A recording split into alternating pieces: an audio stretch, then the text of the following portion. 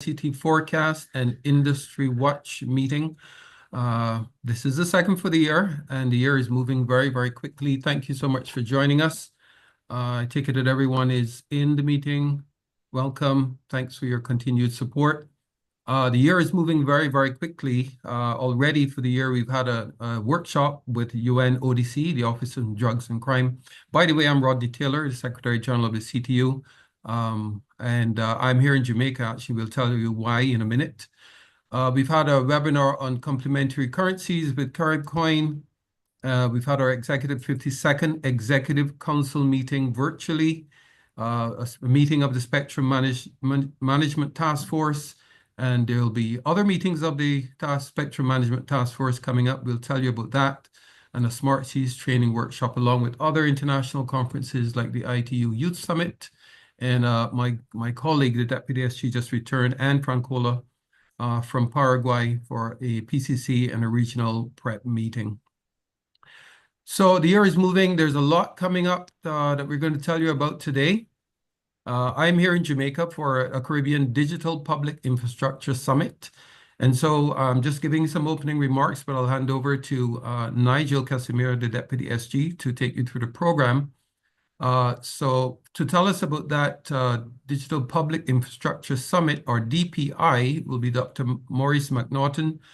We have the CTU's International Girls in ICT Day, LACNIC 43, the Global Conference on Cyber Capacity Building. We have a trifecta of Spectrum meetings, the 10th ICT Regulators Forum, the Spectrum Management Conference, the meeting of the Spectrum Management Task Force workshop. We also have the EU-LAC Digital Alliance, the 17th South School on Internet Governance, the 45th meeting of PCC2 on radio comms, ICANN 83, the ITU Council meetings in Geneva. Michelle Grelburo will tell us about that. RN 55, the School of Digital Innovation in the Caribbean, that'll be hosted in Trinidad and Tobago. And we have the 20th UN IGF taking place in Norway. And we'll wrap up the meeting with an industry watch segment to tell you about the Lunar Orbiting Satellite System. And Viasat is involved in that. I think they're the technical lead to create orbiting satellites orbiting the moon. And he'll tell us very, very exciting project there. So Viasat is a private sector member of the CTU, and we're happy to facilitate that discussion to tell us what's going on in the industry. So without further ado, we have a very packed program. I'm going to hand over to Nigel Casimir, Deputy SG, to introduce the first speaker. Thanks again for joining us. Thank you very much, SG. We'll get going right away. In fact, this week is the first event that we want to highlight to you, and it's the Caribbean Digital Public Infrastructure Summit. And to tell us all about it is Dr. Maurice McNaughton, who's the Director of the Center of Excellence and Innovation at the Mona School of Business and Management. So, Dr. McNaughton, all yours. Okay, great. Thank you very much. Thank you very much, Nigel. Thank you, Rodney. I'm glad to be here. Thanks for inviting me. And Rodney, I was happy to hear that you're taking this call from Kingston, Jamaica. So it means that you're pretty much here and ready for the start of things tomorrow for this inaugural. We call it inaugural because we hope to have subsequent editions. But the Caribbean DPI Summit, Digital Public Infrastructure. So that's taking place here in Kingston at the UE Regional Headquarters. We currently have at last count 190 persons registered for this, and persons have been coming in through the weekend from the Caribbean and the wider international community. Just very briefly on the summit, the general sort of overall arcing purpose is to just deepen the awareness and understanding of the benefits, the challenges, and approaches to designing and implementing digital public infrastructure. And one of the things that we hope to be able to do by the end of these 2.5 days is have some actionable roadmaps around specific collaborative ways of going out going about DPI implementation. For those of you who aren't entirely familiar, DPI really is digital public infrastructure. You can think of it as the digital equivalent of physical infrastructure, such as roads, highways, railways, electricity, water, those things that the state has a primary responsibility for establishing on a societal basis.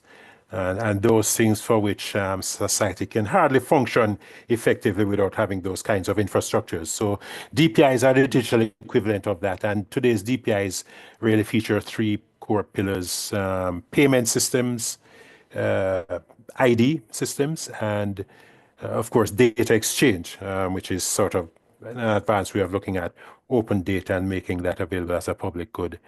So that's the core of the forum. I think we're trying to accomplish three key things here, and Rodney, we've discussed this, and again, we're very grateful that CTU is a partner in this. But those three key things really relate to regional cooperation. How do we pursue DPI opportunities and initiatives as a region, as shared collaborative initiatives vis-a-vis every single sovereign entity doing their own thing, which is quite prohibitive in terms of costs and capabilities and expertise. I mean, so that's one, and I know that's a big part of the CTU narrative and the ELAC 26 narrative. The second thing that I would say is an underlying theme for the event is just coming out with, as I said, actionable insights and a roadmap. And we actually have 4 deep dive workshops towards the back end of the conference where we'll be focused on sort of 4 key opportunity areas for implementation. And the third is really looking at the role that UE can play as a regional actor in this. I mean, so obviously the role of convening a forum like this is an important one, but beyond that, we think there are areas of capacity building, there are areas of aspects of research to inform the way these things are implemented, and in cases where they have been implemented and have not worked, to draw lessons and insights from those. So those are kind of the 3 key underlying themes. But it looks to be shaping up as a good event. As I said, we have 190 persons, and at least 70 of those are persons from the Caribbean and from the international community. So we expect to have good, robust discussions here. Those are my comments, Nigel. I don't know if there's room for any questions or clarification that I need to provide. Well, we do have a couple minutes that we can, if there are any. I'll depend on my colleagues to identify any. But it does certainly seem like, at least from the attendance, from the registration, it does set the potential for a good, robust type of discussion, and we look forward indeed to the outputs of the summit. Maybe I could also remind persons online that if, without necessarily intervening, we do have a Q&A, and we have chat that you can use to post any questions. Okay, I'm not seeing any. So, Dr. McNaughton, I think probably. Sorry, I think I see one. Well, is that a? Yes, that's from Rodney. Yeah, that was me. Just really expressing my thanks. I'm on a panel tomorrow. I think it's tomorrow actually, with Kim, talking about this aspect of regional cooperation. I'm looking forward to that. But I also wanted to acknowledge the presence of Minister Shabat from Belize and congratulate him as well for his reassignment to the post as the CTU minister. Last year we hosted our inaugural ministerial retreat in Belize. So welcome, Minister Shabat, and all of you, of course, who have joined us online. So I didn't have a question, but I wanted to acknowledge Minister Shabat. Thank you, Dr. McNaughton. Okay. All right. All right. Well, if there are no other questions. Thank you, Nigel. Let me just say quickly, even though it's an on-location event and we're not streaming, well, there's one streamed event which I'll share, but we're capturing as much as possible, recording all of the segments. So there will be content that can be made available for persons who wouldn't have had the opportunity to join us here in Kingston. Okay, thank you very much then, Dr. McNaughton. We look forward to as I said, the great outputs. Actually, it looks like a question just came in. Is there a way for the public to join in any of these sessions? Well, there is a stream, you said. And No, there's not a stream. There's one streamed event, which is the hybrid webinar. So I can share the information on that one. That's on Tuesday morning. But no, although for the workshops, I don't know if this question related to the public from the local public, as in persons who are currently in Jamaica, because registration was completely open, but it's now closed.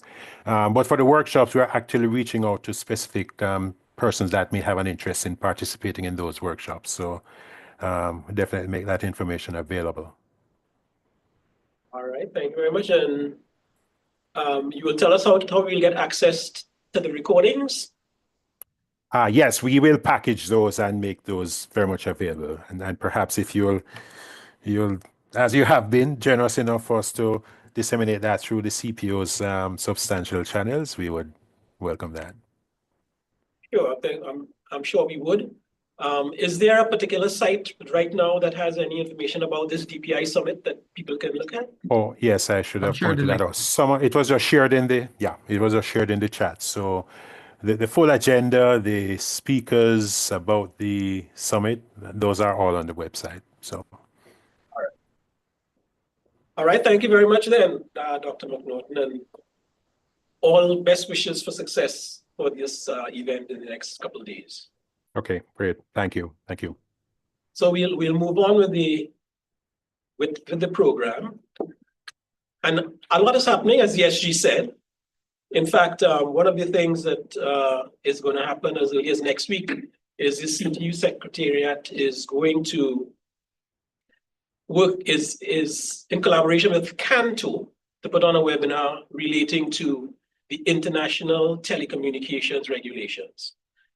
You can get more information on that on the CTU website. It's a little bit of an esoteric topic, but it will be of great interest to service providers and regulators in the Caribbean that we think it would be very useful for persons to attend. This is a short webinar that will introduce the topic of the ITRs, and our purpose is to determine current Caribbean perspectives on the value and the utility of the ITRs going forward, because this is one of the key matters that the ITU is reviewing, I would say progressively over the last several years. So that webinar will introduce the topic, and over the next couple of months or so, the CTU Secretariat will be reaching out to the Caribbean community to determine Caribbean views and perspectives on these ITRs.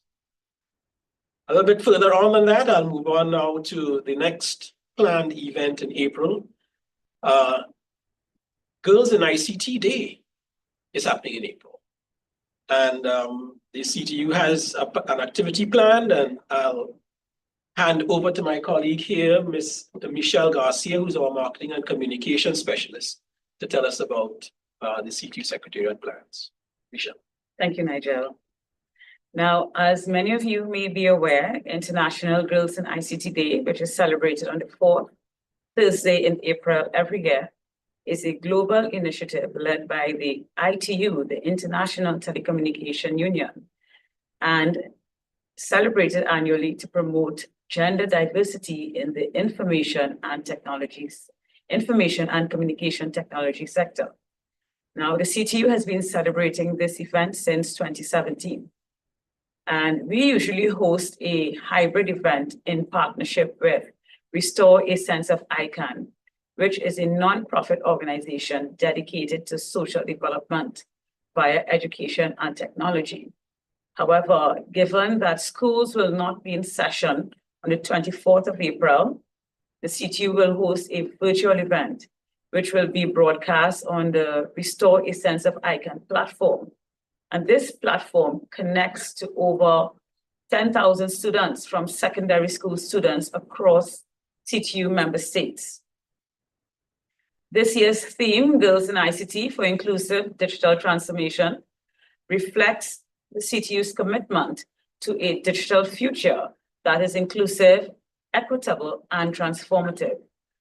And it will be led by empowered young women who are equipped with digital skills and leadership capacity.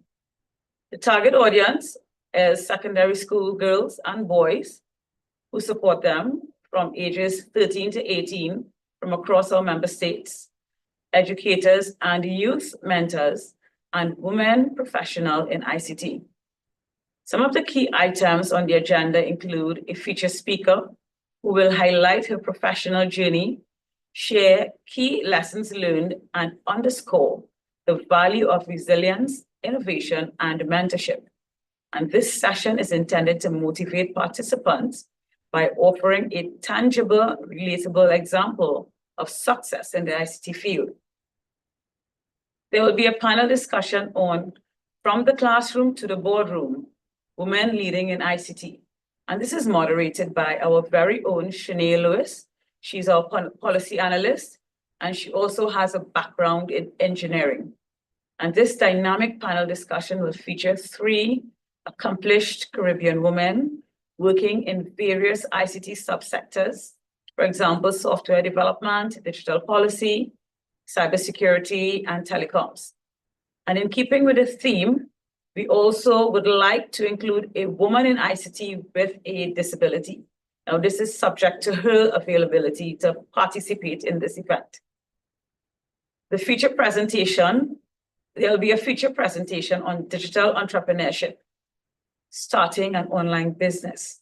And in this session, a successful female digital entrepreneur from the Caribbean will provide guidance on launching and scaling an online business. And this segment is intended to demonstrate how ICT skills can be applied beyond employment, beyond the classroom, into entrepreneurship, creativity, and economic empowerment.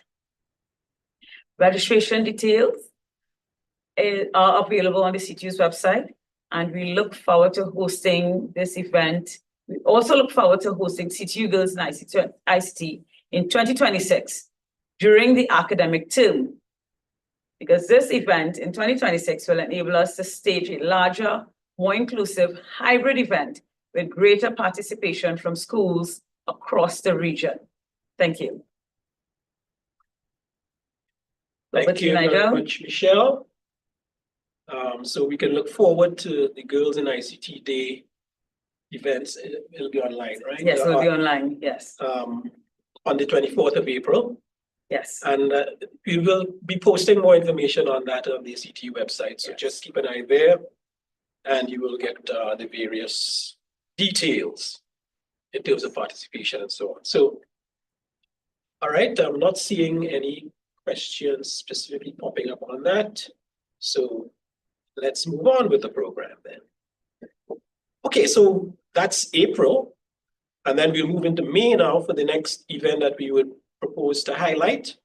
And this would be LACNIC 43. LACNIC, of course, has, I think it's 2 meetings every year.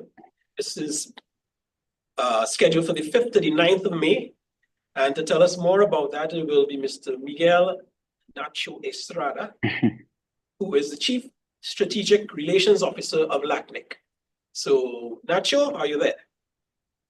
Thank you, Nigel. Hi, Michelle. Nice to see you both. Hello, Rodney. I think you're somewhere there.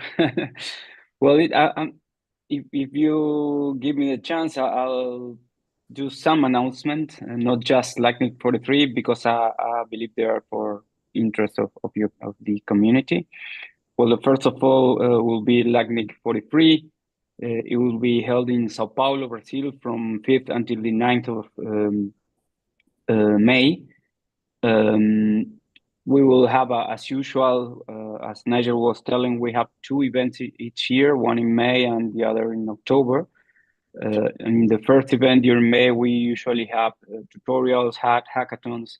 We have our technical forum, our policy forum.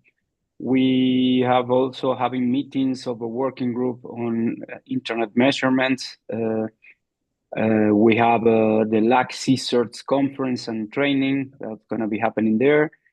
And we're going to be having a special space dedicated to exchange between the academia and the technical community. I think it's going to be a good opportunity for academics to be there and see what opportunities they have on research regarding the internet. Besides that, I will like to announce 2 openings we have. I'm going to be really brief. One is the Research and Development Ambassadors Program, sorry. This program aims to formalize the collaboration between key technology leaders in the community and LACNIC to achieve strategic objectives and in the development of internet infrastructure in the region. We are accepting applications until the 28th of April. It's now open, so I'm going to be posting the links in the chat. And the other one we have is our Leaders program.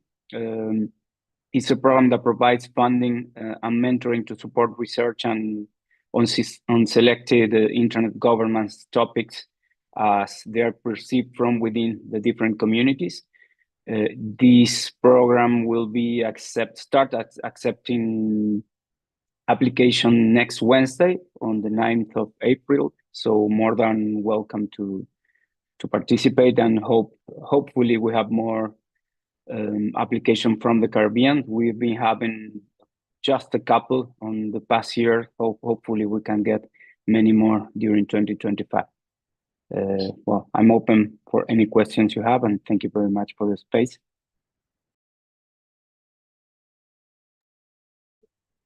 Unmute. Thank you. Thank you very much, Nacho. I myself have had the experience of a LACNIC meeting, and in the internet governance space, they do handle policy development work as well as some very good capacity building type of activities, as well as, what should I say, relationship building, collaborative type events with regional organizations and inter-country type operators as well. So the LACNIC meetings are well recommended, especially for persons and who are involved with the internet operations in the region. So let me see if there are any specific questions related to that. I see you posted the links, as you mentioned, Nacho. Exactly. The first one is regarding our ambassadors program, and the second one is regarding leaders. Right. Embajadores. Yes, leaders. Yes. Right. Yes. And I have a direct question. If we're going to be offering fellowships, we usually do, but for this event, I think it's already closed. But for the next one, that's going to be held in October, we're going to be opening fellowships as well. Okay, thank you very much there, Nacho. All right, I think we've answered what has come up on that one. So let's keep the program moving along because we do have a fair amount to get through. We are still in May, and May will be a very busy month for ICT. From the 11th to 15th of May is scheduled the Global Conference on Cyber Capacity Building. And this is, the GC3B, that's the shorthand for the Global Conference on Cyber Capacity Building. And to tell us more about that will be Mr. Carlos Alvarez. He is the director of the Hub for the Americas and the Caribbean of the Global Forum on Cyber Expertise, or the GFCE.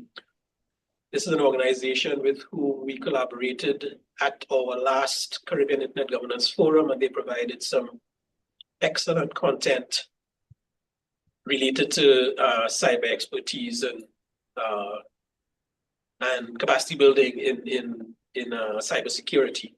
So I'll invite now Mr. Carlos Alvarez to tell us about the upcoming global conference next month. Mr. Alvarez? Thank you, Nigel. And thank you, Rodney and Shernon, for inviting us. Hello, everyone.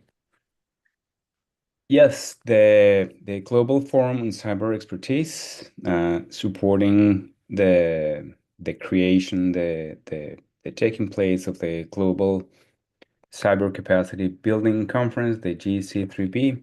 This time around, it will be on May 13th and 14th in Geneva, being hosted by the government of Switzerland. I want to share with you all some notes that I wrote down to speak in a little bit of an orderly fashion and give you very good information about the conference, its background, the pillars that it's designed on, so that you learn a little more. So the core mission of the GC3B 2025 is to elevate discussions around cyber capacity building onto the global governance and development agendas. It aims to foster a free, open, and secure digital world by exploring forward-thinking solutions and strategies to strengthen cyber capabilities through international multi-stakeholder collaboration. The GC3B 2025 is building upon the foundation laid by the Accra Call for Cyber Resilient Development, which was the outcome document of the inaugural GC3B in 2023. The Accra Call serves as an action framework aimed at stimulating global action to promote cyber resilience across both international and national development efforts. It underscores the crucial role of cyber resilience in enabling sustainable development and emphasizes the need for cyber capacity building to effectively serve the needs and priorities of developing countries. The GC3B 2025 will provide a vital venue to coordinate strategies, share best practices, and resources in line with the Accra Call's objectives. It will also allow stakeholders to assess the progress of pledges made towards the Accra Call and chart the future course of action. The GC3B 2025 program is structured around 3 key pillars designed to guide discussions and generate actionable insights.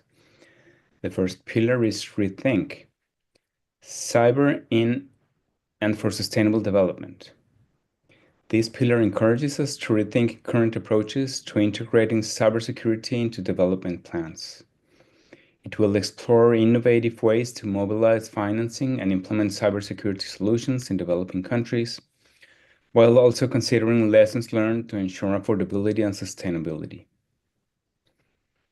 The second pillar is Evolve, pivoting to the next generation cyber capacity building.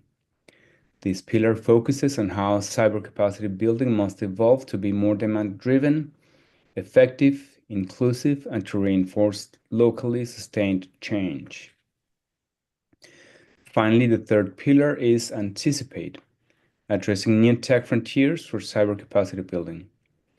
This pillar looks ahead to understand how emerging technologies can impact cyber resilience and how we can address the related capacity needs, skills demands, and security risks through cyber capacity building. The GC3B 2025 will feature a dynamic program that includes inspiring keynotes, thought-provoking panel discussions, interactive roundtables, and hands-on workshops. The conference aims to drive resource mobilization and deliver actionable insights to enhance global cooperation in cybersecurity. In conclusion, the GC3B 2025 represents a crucial opportunity for global leaders, experts, and practitioners to come together to strengthen digital foundations worldwide and advance the goals of the Accra Call. It is a platform to rethink, evolve, and anticipate the future of cyber capacity building in a rapidly changing technological landscape. I encourage you to follow the GC3B's progress, and I will share. Oh, there. Thank you, Secretariat. That is the link. I was looking at my notes. There are the link to the GC3B conference directly, as well as to the Accra Call. That's perfect. Thank you. That's what I have. What I wanted to share with you all about the conference. If there are any questions, please, we'd be happy to take them. Yes, thank you very much, Carlos. We did, in fact, post the links that you were about to, so that's fine. Just looking for any specific. If we're able to follow aspects of the conference, is it just like would it just be just like a webcast, or would there be? No, it's mostly in person. Uh, There may be one specific session that may be virtual, yes, hybrid, yeah, some in hybrid, person right? and hybrid, yeah. But most of it is in person. Okay, all right. Well, then we'll definitely, if we can't go to Geneva, we'll definitely be looking at the GC3B site for updates and outputs Great, thank you. in May. All right. Not seeing any questions posted or hands up at present, so I'll say thank you very much. Oh, here's another question. There is a question. Whether there is any sponsorship to attend. I guess that would mean like fellowships or travel support or anything of the sort. Well, that's an interesting question. It depends on the region, and it depends basically on the donors. And different donors have different availability of funds. For the Americas and the Caribbean, most funding is on hold, and we're waiting for that situation to we're waiting for a decision on what's going to happen, but we don't know. So we're waiting, as most everyone is. Yeah, so maybe people would have to look at local sources to see if they could get some sponsorship to attend. Indeed. All right. Thank you. Thank you very much. Thank you. We'll move on now. And the SG in his opening remarks mentioned the trifecta of events that are scheduled to be hosted here in Trinidad and Tobago in the week of May the 12th, from the 12th to the 16th of May. And I'll get that going right now with the discussion on the 10th Caribbean ICT Regulators Forum. And of course, these ICT Regulators Fora are events that the CTU Secretariat hosts at least once a year, sometimes twice, depending on what issues might be live or what opportunities might present themselves for us to have one. So for example, this year, we have an opportunity here because we are hosting an in-person meeting of the Spectrum Management Task Force along with the second Caribbean Spectrum Management Conference, which you'll hear about right after I finish talking about the Regulators Forum. So we've taken the opportunity, since we expect to have a significant number of regulators gathered in Port of Spain, Trinidad for these events. And the fact that we do have a particular project that is ongoing and that is entering a new phase, we are taking the opportunity to convene an ICT Regulators Forum here in Port of Spain on the 12th of May. It'll be a one-day forum, and it would be hosted at the Hyatt Regency Trinidad, which is in Port of Spain. In these ICT Regulators Fora, of course, they are closed fora to regulators in the region. And we basically address in a closed meeting the issues that present themselves for discussion by regulators. So we will be addressing a few things in that regulators forum. One relates to the ongoing project towards harmonizing regulatory approaches in the Caribbean. This comes from a request from the heads of government in CARICOM to evaluate, for example, the feasibility of establishing a single regulator, some sort of common regulator for ICT in the Caribbean. We've been having multiple consultancy studies done on the possibilities and research into harmonization initiatives from around the world. And in the first two phases of those consultancies, a particular recommendation has been made for the establishment of a body of regulators in the Caribbean to work together to develop these harmonized approaches. So we are entering a new phase whereby we are seeking to implement the beginnings of such a regulatory body. And this regulators forum will allow us the opportunity with the regulators together in one room to foster some consensus and agreement around how we go ahead successfully to implement this. So this will be one key aspect of the work of this 10th Caribbean ICT Regulators Forum. In addition, it also allows us the opportunity to foster interregional collaborations with regulators from other parts of the world. And the last such forum that was held in St. Kitts in October last year, we did have a session where we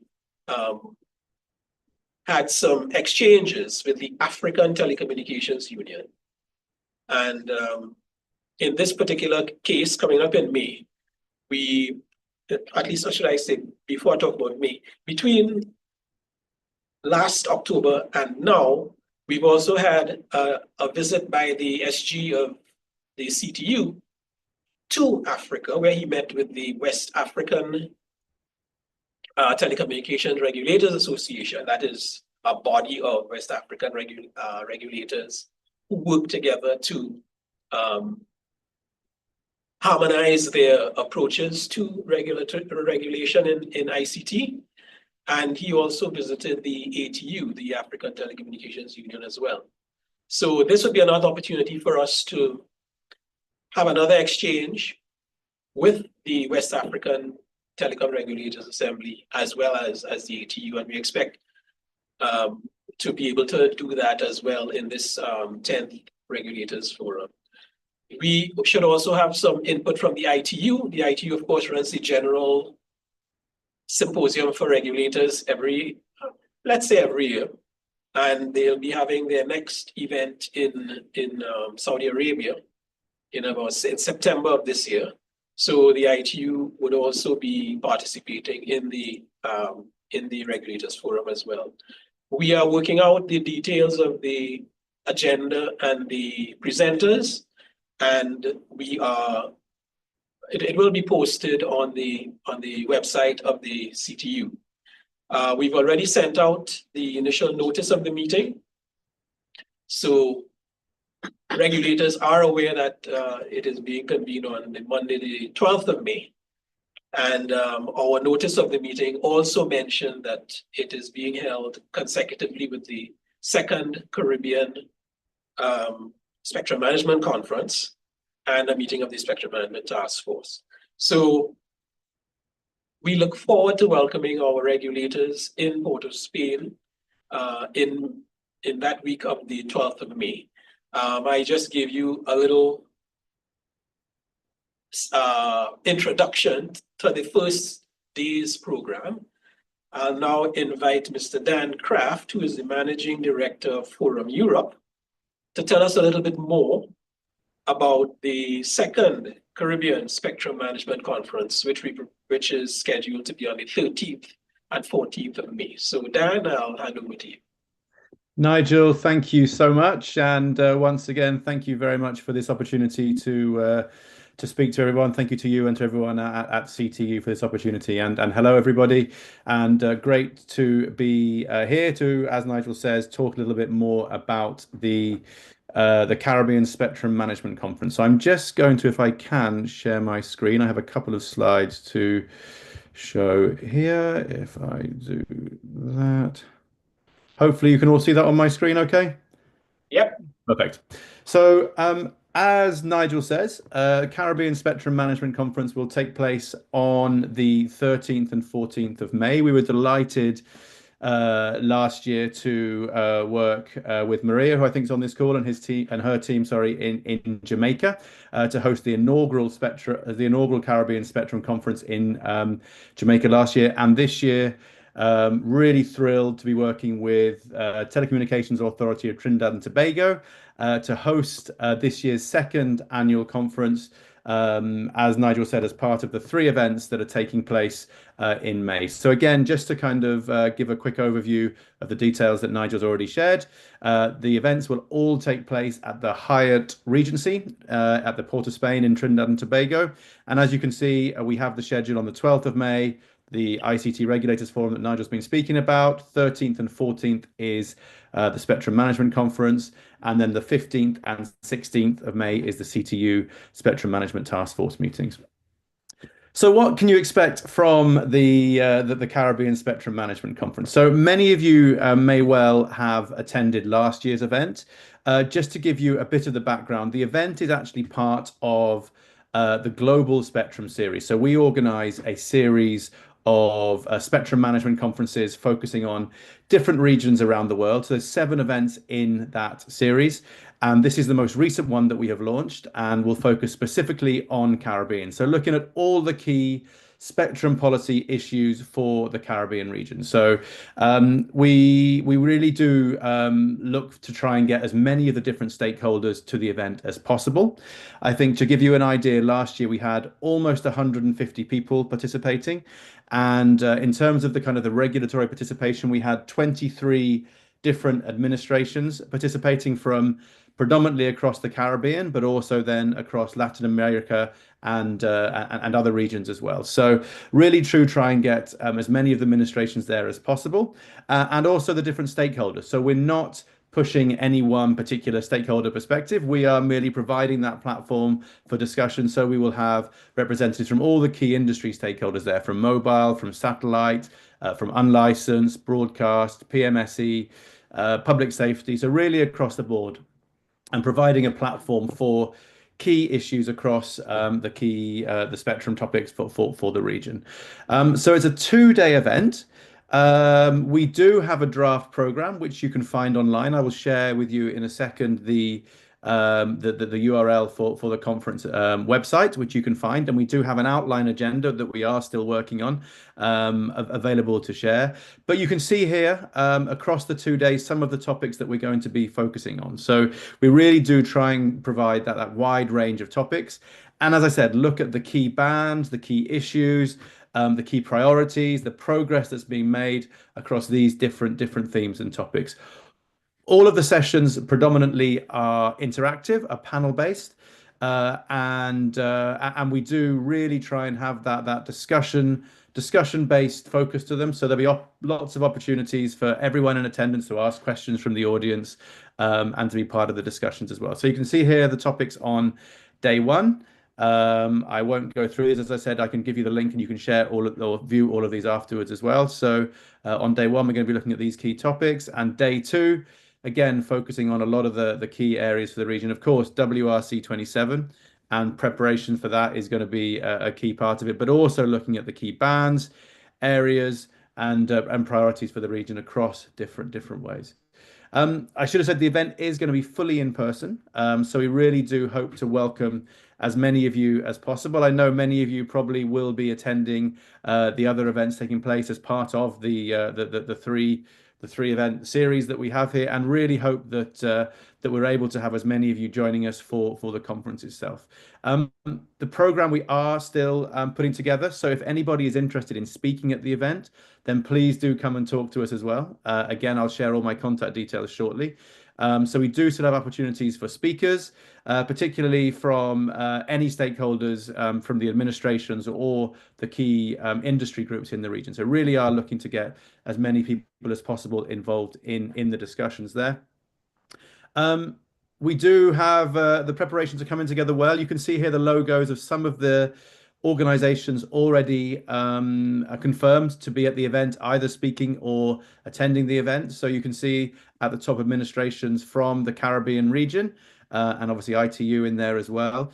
I think as Nigel mentioned in his presentation previously at the ICT regulators meeting, and at our event, we're looking to get regulators and administrations and participants from outside the region as well. And you can see that we have both ANFR in France and also BNetzA in Germany, also sending representatives to come and speak at the event. And we're also looking to get other stakeholders from across regions outside the Caribbean as well. But predominantly, we have a lot of the administrations there. And you can see at the bottom some of the different industry groups as well who are going to be part of the event.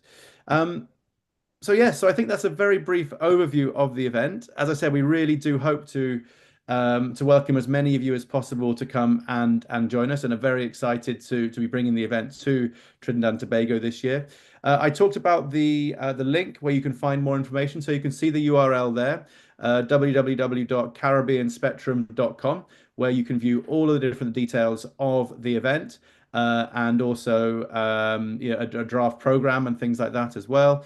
And then, we really do want as many of you as possible to come and get involved. So if you would like to talk about speaking opportunities, partnership opportunities, or anything else, my contact details are just here as well. And I will share these on the chat for everybody who wants to get in touch. So really do want to see hopefully as many of you as possible at the event. Really appreciate this time again, Nigel, to give a quick overview on some of the topics and content. And thank you everybody for your attention as well, and happy to answer any questions that people might have. So thank you very much indeed.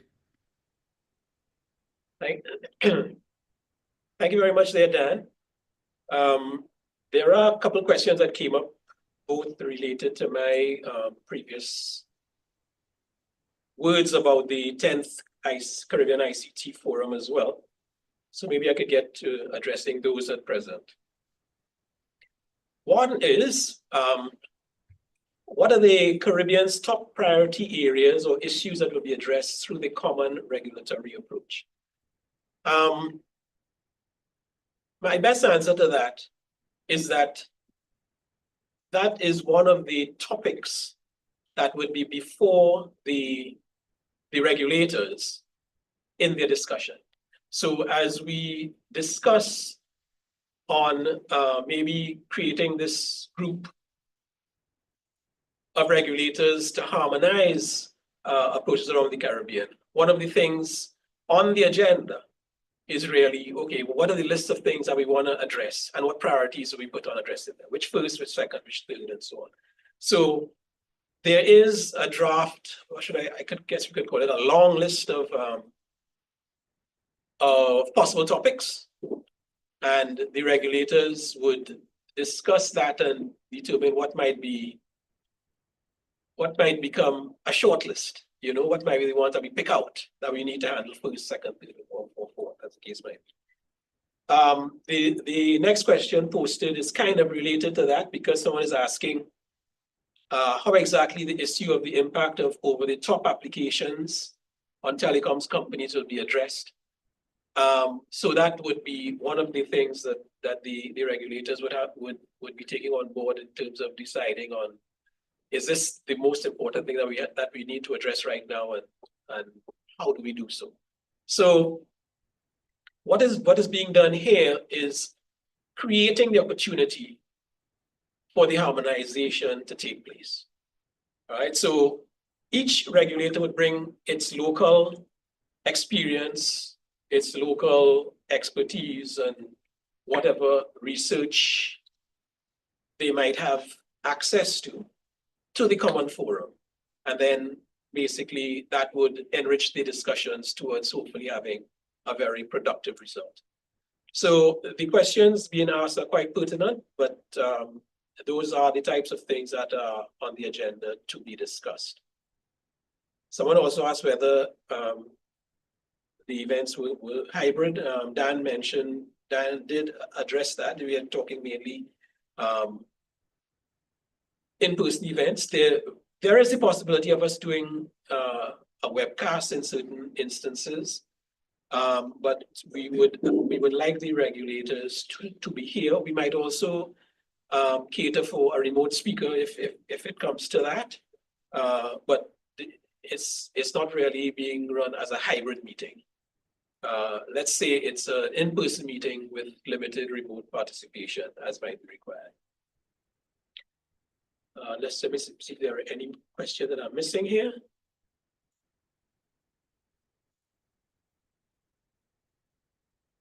We do need to look at there was a question related to whether there's a list of these events on the CTU website, and the short answer is yes.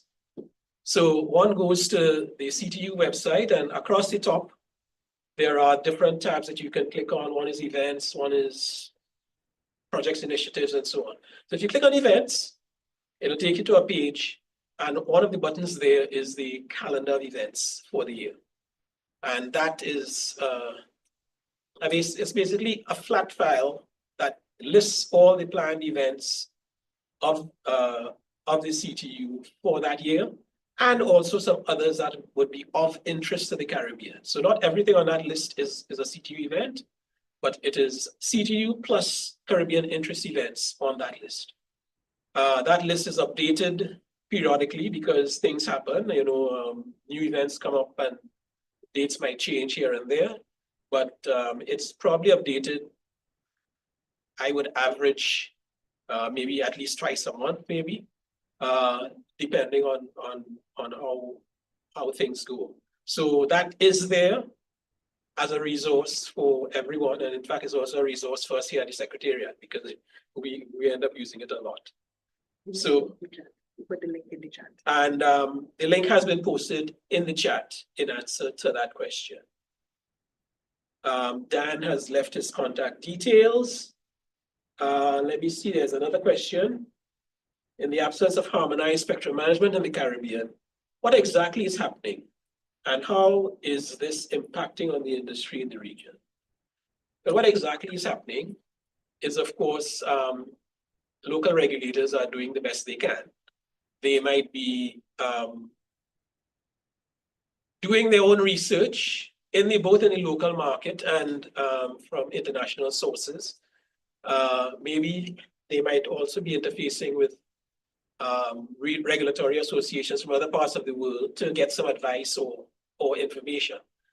So the end result is that the regulators in the Caribbean end up being differently resourced, as one might say. So this particular regulator who has the resources to do a lot of research might be more aware of some of the issues on a particular topic than another, who might not be as similarly resourced in order to do research and so on. So what we are doing, or what we are attempting to do here in the Caribbean, is to pool our resources, bring together the regulators and the expertise that we have in our multiple small markets to try to come together and let us, through our little individual efforts, to create something, a body of information, a body of expertise that we can all benefit from. That is the general impetus behind us at the CTU Secretariat here, convening these periodic ICT regulators forum. So the good thing about the CTU's effort is that it is focused on the ICT sector. There are other fora that regulators take part in that might not be as finely focused as that. But if you want to deal with ICT matters, yes, ICT is the forte of the CTU. So this is our focus, and basically this is what we are trying to do. So as opposed to us trying to make do with our own limited resources, the intention is to put us all together to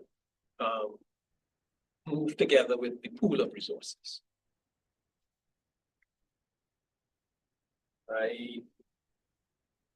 What is the Caribbean's plan to deal with direct satellite internet providers such as Starlink? Again, that's another issue before us. And in fact, that takes me on to the next question, not the next question, the next event, which is the Caribbean Spectrum Management Task Force meeting on the 15th and 16th of May. So I think I'll say something about that first.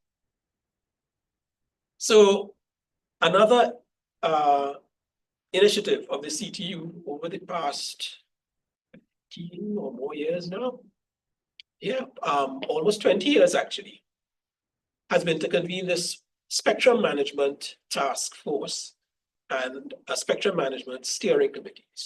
The spectrum management task force is a multi-stakeholder group of spectrum regulators plus other stakeholders like operating companies, technology developers, basically other stakeholders who work with or use spectrum or involved in the wireless industry generally, or benefit from spectrum. So because we're taking advantage of the second Caribbean Spectrum Management Conference, we're co-locating it with a meeting of the Spectrum Management Task Force. And this is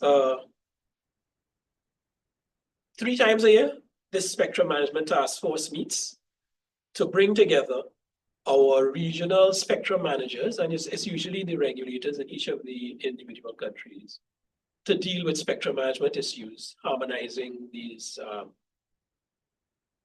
harmonizing our approaches to spectrum management throughout the Caribbean, building expertise as well. This task force has been running since about 2006, and in 2016, there was established a Caribbean Spectrum Management Strategic Plan, which established specific principles related to how the regulators would work together and establish a particular vision for building up the influence of the Caribbean in global spectrum forum. So this meeting on the 15th and 16th of May is, one would say, a routine meeting of the Spectrum Management Task Force, but it's taking place at an opportune time. And essentially what we would be addressing is, number one, to do a workshop relating to updating our strategic plan, which is now almost 10 years old, actually. A lot of it, at quick review at a previous meeting, was found to be still relevant. So we'll be doing a workshop really reviewing the fundamental principles of our Caribbean Spectrum Management Strategic Plan. This Spectrum Management Task Force has within it working groups that address different matters. For example, there's a working group on harmonization of priority spectrum bands. There's a working group on spectrum for emergency communications. There's a working group on spectrum pricing. There's also a working group on preparing for international conferences like the World Radio Communication Conference, or WRC. So the two-day meeting of the task force will allow meetings of the internal working groups of the Spectrum Management Task Force. One of the things we propose to focus on at this meeting as well is one of the questions that was asked about, for example, Starlink. How do we focus on these non-geostationary satellite operational and regulatory issues? So I mentioned that it will allow us as well to do some inter-regional sort of collaboration. So we should be getting some information from other regions or participation from some other regions as well to let us know what they do in such a situation. For example, the West African Telecoms Regulators Association, or WATRA, has published a framework for these NGSOs, these non-geostationary orbital satellites and their services. So we'll certainly be looking at that. Digital broadcasting switchover is a topical issue. Jamaica is close to completing theirs. Trinidad and Tobago is just about to begin theirs. And then in the Inter-American Telecoms Commission, or CTEL, has also developed a handbook on this digital broadcasting switchover. So this is one of the things that we propose to address in there as well. I mentioned the Spectrum Management Steering Committee as well as the Spectrum Management Task Force. The Steering Committee is a group of government policymakers that oversees the work of the task force from a policy direction point of view. And each year the task force does an action plan for that year, and we've done one already for 2025. The steering committee reviews the action plan and gives feedback as to whether they would like anything else to be included, for example. And we should be getting some feedback from the steering committee at that as well. And as at any of our routine Spectrum Management Task Force meetings, we review the status of all the items on the action plan for that year and update the status and basically move to take things forward. So it's a very busy week for us in Trinidad and Tobago from the 12th to the 16th of May. We'll have the 10th Caribbean ICT Regulators Forum on the 12th, the 2nd Caribbean Spectrum Management Conference on the 13th and 14th, and the meeting of the Spectrum Management Task Force on the 15th and 16th. So by the end of that week, we should be a lot clearer on how we in the region could move forward with respect to spectrum management. Let's see. Just looking to see if I have any more questions, and I don't seem to have any at present. So let me stop there for this one, and let's move the program along. We are just about a minute behind now. So the next event, we are still in May. We're not done with May yet. The EU-LAC Digital Alliance High-Level Dialogue on E-Governance. And that's supposed to be the 26th and 27th of May in Estonia. But Dr. Dale Alexander from the UN-ECLAC, he's the chief of the Caribbean Knowledge Management Center at ECLAC, the ECLAC office in Port of Spain. So Dale, I'll hand over to you to say a few words on this. Thank you, Nigel, and good afternoon, everyone. Just have a few, thank you for the invitation, first of all, and on behalf of the EU-LAC Digital Alliance, it's important that we use these opportunities to continue the discussions. Just have a few slides I want to just share here. Are you seeing my screen? Not yet. It says it's coming up. Yes, I'm seeing it. Okay, good. Thank you very much. Okay, so as Nigel just indicated, the Digital Alliance, the high-level policy dialogue on e-government will be held, the next one will be held on the 26th to 27th of May in Tallinn, Estonia, on the margins of the e-governance conference. But I just want to share a few things just to give context for this. So the Digital Alliance project, it's about digital transformation of Latin America and the Caribbean. And it is important that that we see ourselves in the Caribbean as being part of this experience, and as such, we have to be at the table. So it is important that we are there to have the realities and the nuances of the Caribbean brought to the table within the entire regulatory framework. The project has been running since 2023 and is scheduled to end on November 2025. That's this year. But there has been a request to extend it to December 2027. That's still a work in progress. I don't have any further updates on that. There are 4 work streams. There's the e-governance in terms of the Digital Alliance. These 4 work streams: e-governance, data governance, cybersecurity, and certainly the issue of connectivity. And speaking of the e-governance areas, within there are also 4 areas that are covered: data interoperability, electronic ID and electronic signatures, ICT governance, and digital engagement. I have a few,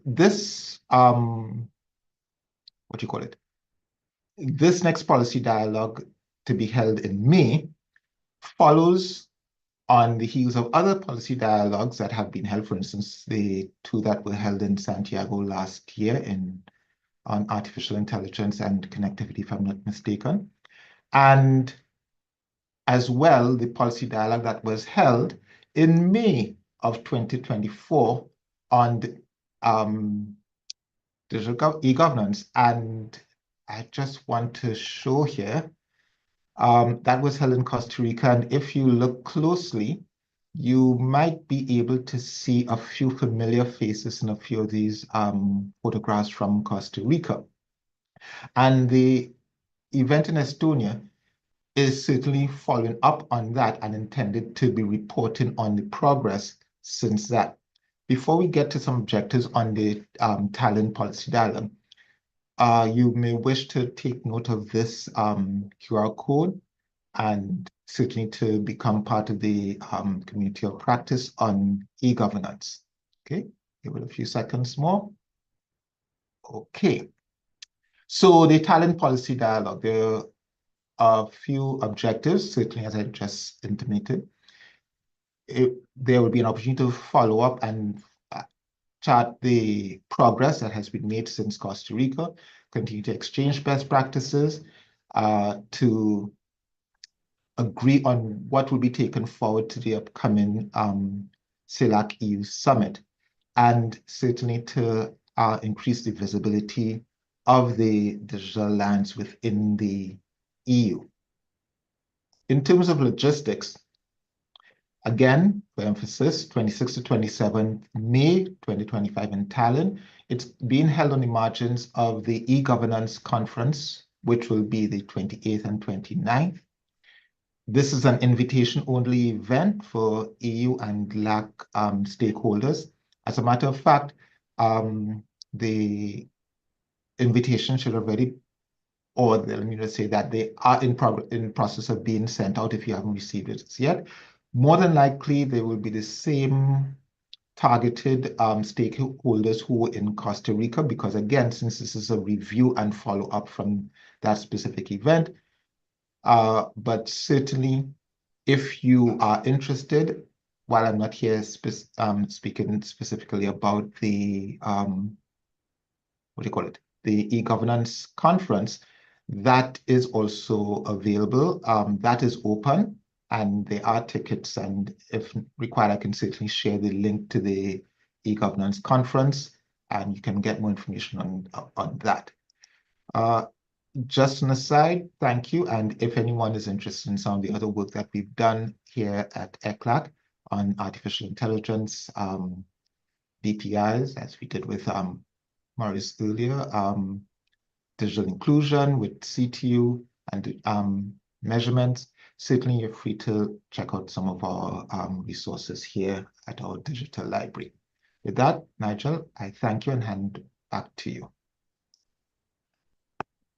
Thank you very much, Dale. You did mention that the invitations will be more targeted to persons who are involved with the Costa Rica event.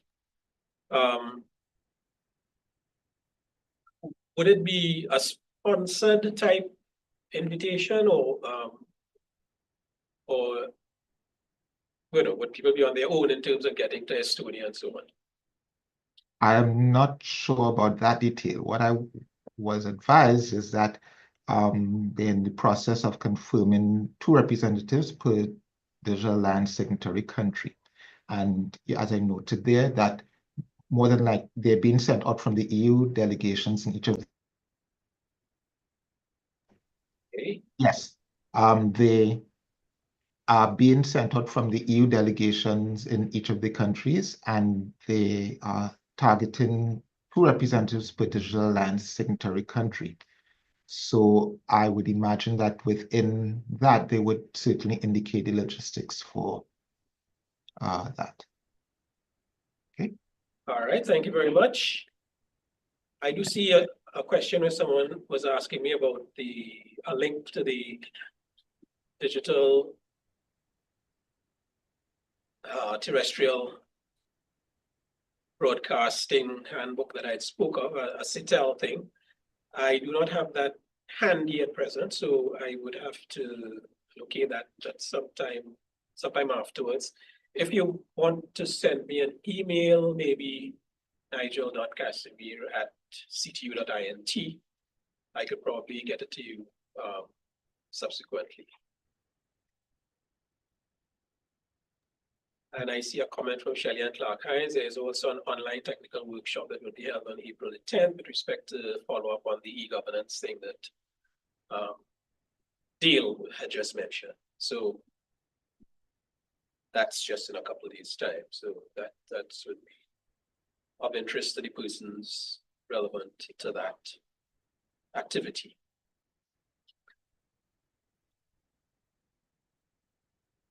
Okay, yes. Thank you very much, Franco, for that note in the chat. So, all right, so let's move on with the program. Our next presenter is going to tell us about the 17th South School on Internet Governance, or SSIG, scheduled for the 19th to the 23rd of May in Mexico. This is Ms. Olga Cavalli, and she is the director of the South School. So, hi, Olga, over to you. Hi, Nigel, can you hear me? Yes, very well. Thank you. For some reason, I couldn't make my earphones work, but I'm here. Thank you very much for inviting us. And I have some pictures to show you. Let me share my screen. Can you see it? Yes, we are seeing the screen. Thank you very much, Nigel. As Nigel was commenting, this will be the 17th edition of the South School of Internet Governance. For you to know, in 2014, a little bit more than 10 years, we organized one of the editions in Port of Spain, in Trinidad and Tobago. It was very, very successful.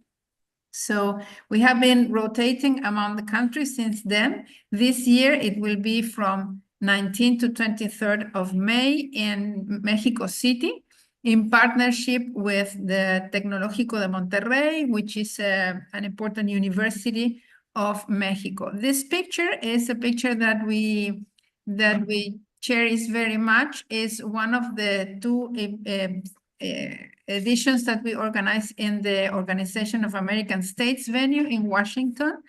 If you can see in the middle, there is Vint Cerf that was so kind to come in person. He has been in person in some of the editions. This year he will be live, but virtual. He could not travel to Mexico. And this is the group of fellows.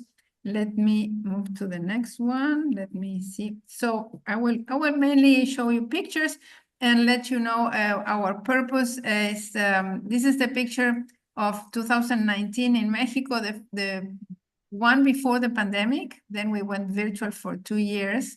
So the idea of the school was born from us in participating in internet meetings and knowing that there were few people from Latin America and the Caribbean, or the ones that were there were not so well prepared with all the information that they needed to bring to these discussions and to these meetings where the global policies are defined, the issues related with our region that are different from other regions, are unique, different from Africa, North America, Asia, and Europe. So we created this space. We started in Buenos Aires in 2009, and we have been rotating among the countries. Here you can see, this is the picture of the last year in Buenos Aires. So the objectives of the school increase the number of representatives from developing countries in the internet ecosystem, train the future internet governance leaders, especially from developing countries, but we are not closed only to developing countries' participation, and offer free training. Nobody pays for this training. It's everything that I will tell you now is for free. We sustain the school based on sponsorships, on cooperations from governments, organizations, and companies. So this is all the pictures are kind of small. The one in Trinidad and Tobago was 2014, this one here. For 2 years, we went virtual with pretty interesting cameras and kind of a TV studio style. So it was not so boring to stay 1 week watching the computer. And since then, we kept the hybrid format. So since 2021, the 22 third and 24th edition, and this one will be fully hybrid. So what happened with the hybrid format is, as we offer translation in English, Spanish from the very beginning, from the first edition, and we also add Portuguese translation in the 3 schools we organized in Brazil. What happened after the pandemic is that we have an interesting percentage of students from remote areas, from Asia, Europe, Africa. Not the most participants are Caribbean and Latin America, but we have also some students from other areas of the world, which is very interesting, and they profit from the virtual participation, from the program that can be done online. So the program now, it has evolved. It started as 1 week of on-site participation of an event, but now we have added a pre-training that it's also Spanish and English, and it's virtual. Then it's 1 week hybrid. And after that, for the students that want and they qualify, that they have been doing all the evaluations, they can apply to do a research phase with a university in Argentina, University of Mendoza, where I studied engineering some years ago. So all these stages are free and open to the fellows. We have been recognized by the ITU, International Telecommunications Union, with the WSIS Prize in 2 times. Last year, especially focused the prize on the diploma in Internet Governance and Regulations that we offer with University of Mendoza, and in 2022 as WSIS champion for the impact of the school in the training in Internet at the global level. It was funny because we couldn't go to Geneva to receive the prize because it was scheduled the same week that we organized the school. We couldn't change all the program. We got to know that we are having the prize like 3 weeks before, but the school was totally organized and we couldn't move. So a friend of us, she received the prize from Doreen Bogdan Martin. She's in the picture, and we saw all the ceremony live with the students. So it was quite interesting. So all the contents of the school are then, apart from the fact that it's hybrid, and for those that don't have a fellowship, they can follow all the activities in YouTube Live in the 2 languages. All the content then is kept in the YouTube channel, and our team divides each of the presentations of the panel or the panels into different files that then the students or whoever is interested can check online on our YouTube channel. These are some figures from 2024 edition in Buenos Aires. We had 150 in-person participants, 250 virtual, 87 experts, 18 panels. Students were from 31 countries and from the 5 continents, mainly Latin America and Caribbean, but they were from all the continents. And most of the content is done with simultaneous translation in the 5 days of the second stage in Spanish English, and the previous training and other activities and the research can be done also in Portuguese. These are some of the issues that we review. We change the program every year, and this is the list of countries of fellows that have been participating. We have trained up to now more than 8,000 on-site and virtual participants. This is a very nice picture. This is a picture from the edition in the northeast of Brazil. The first time that we went out of a capital city was in the northeast of Brazil. in the city of Campina Grande in the state of Paraíba. It was very interesting experience for us. And this is a picture of our dear friend, Chris Painter, at the time that he was advisor of President Obama, the first cyber diplomat. He came to the school. He's a very good friend of the school. Every time he comes in person, or he's always virtually participating. And that's in the first edition in the Organization of American States. And also we published a book. Of course, it's free and you can download it from our website, gobernanzainternet.org. It's in Spanish, English, and Portuguese. We have printed a few books because it's very heavy. It's like 350 pages. It's heavy, it's expensive, and it's not good for the environment. So you can download the book from our website, and this is what I wanted to tell you. If you have questions or any other comment, please let me know. I'm not checking the chat. Thanks, Olga. There is a question. Who would qualify for the fellowship to this training program in Mexico? Well, the fellowship is open some months before the school because we have to select the students for the pre-training. It's closed, but if someone is desperately interested, I can try to include them. Also, I didn't mention that those in person, we have this year we will receive 40 fellows and we will pay hotel and meals for them. We don't have budget to pay for all the on-site participants, but we do have a budget this year for 40 fellows participating with hotel. The only thing that we are not able to pay is the ticket. Sometimes we pay tickets if we have a remaining some remaining budget, especially some countries that have very much difficulties to fly to whichever the event is. But who would qualify? Oh, thank you for that's a link to the book. Thank you for sharing the link, but that's the English version. Yes, probably. All right, thank you very much, Olga. And we will have CTU. I will send the email to Rodney and to Nigel soon, maybe today or tomorrow. We will always have CTU and a special panel about the internet governance and with other speakers, the Internet Governance Forum and other colleagues. So you will be kindly invited to join us.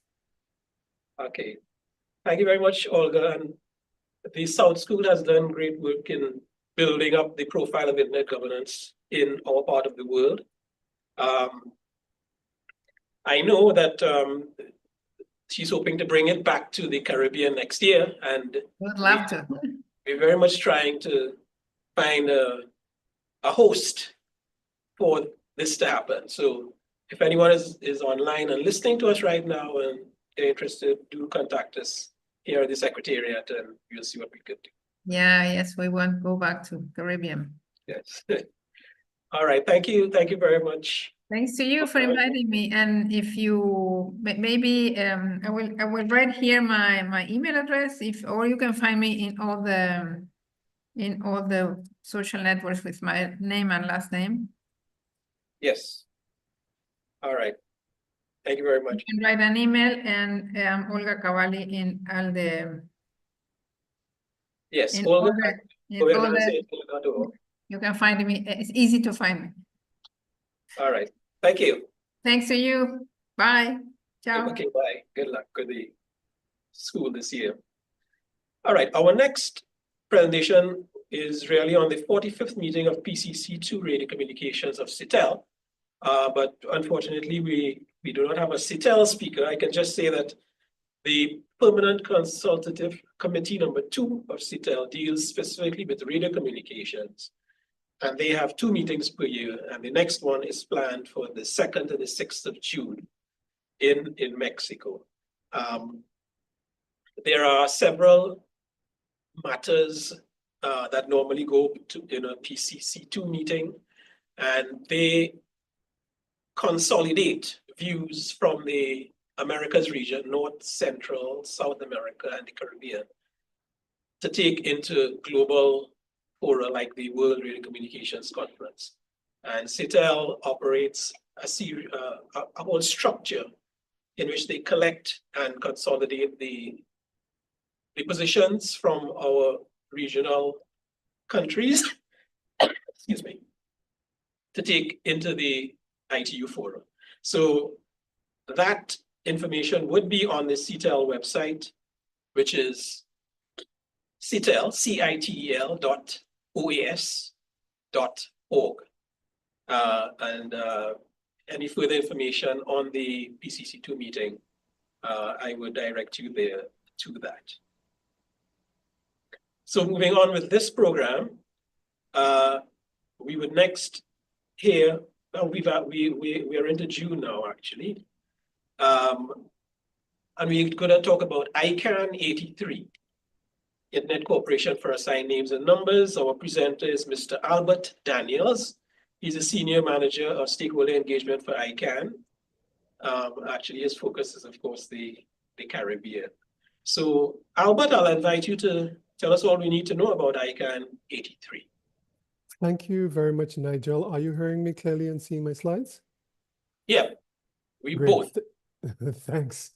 Thank you. Well, I listened earlier in the presentations, and when Michelle was speaking, I heard her make reference to an ICANN. I am here today to also talk about ICANN, but I think the difference between Michelle's ICANN and our ICANN is that we have two N's in our acronym. So our acronym ICANN stands for the Internet Corporation for Assigned Names and Numbers. So one N is for the numbers that every device connected to the internet needs, and the other N is for the domain names that we use in our email addresses and for going to various websites. So the meeting that we have coming up in June is a policy forum. It is ICANN 83, the 83rd edition of an ICANN meeting, and it takes place in Prague in the Czech Republic from the 9th to the 12th of June, 2025. Now, ICANN has 3 global meetings per year, and they vary slightly in character and length.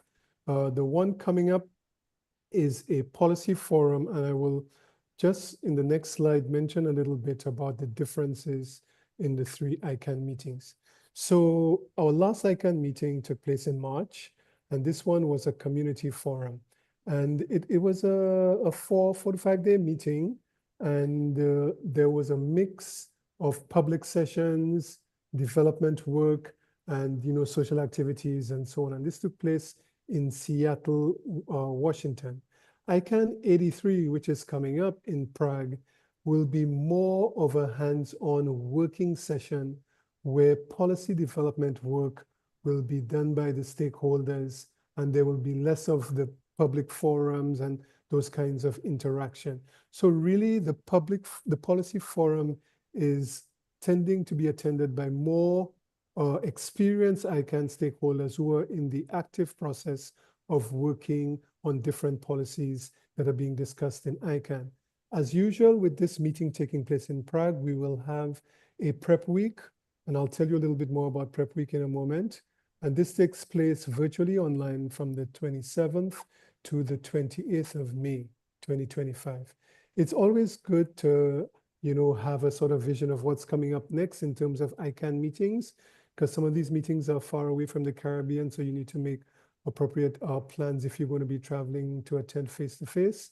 So ICANN 84 is coming up from the 25th to the 30th of October in Muscat in the Asia Pacific region. And the meeting after that, ICANN 85, is coming up in Mumbai from the 7th to the 12th of March.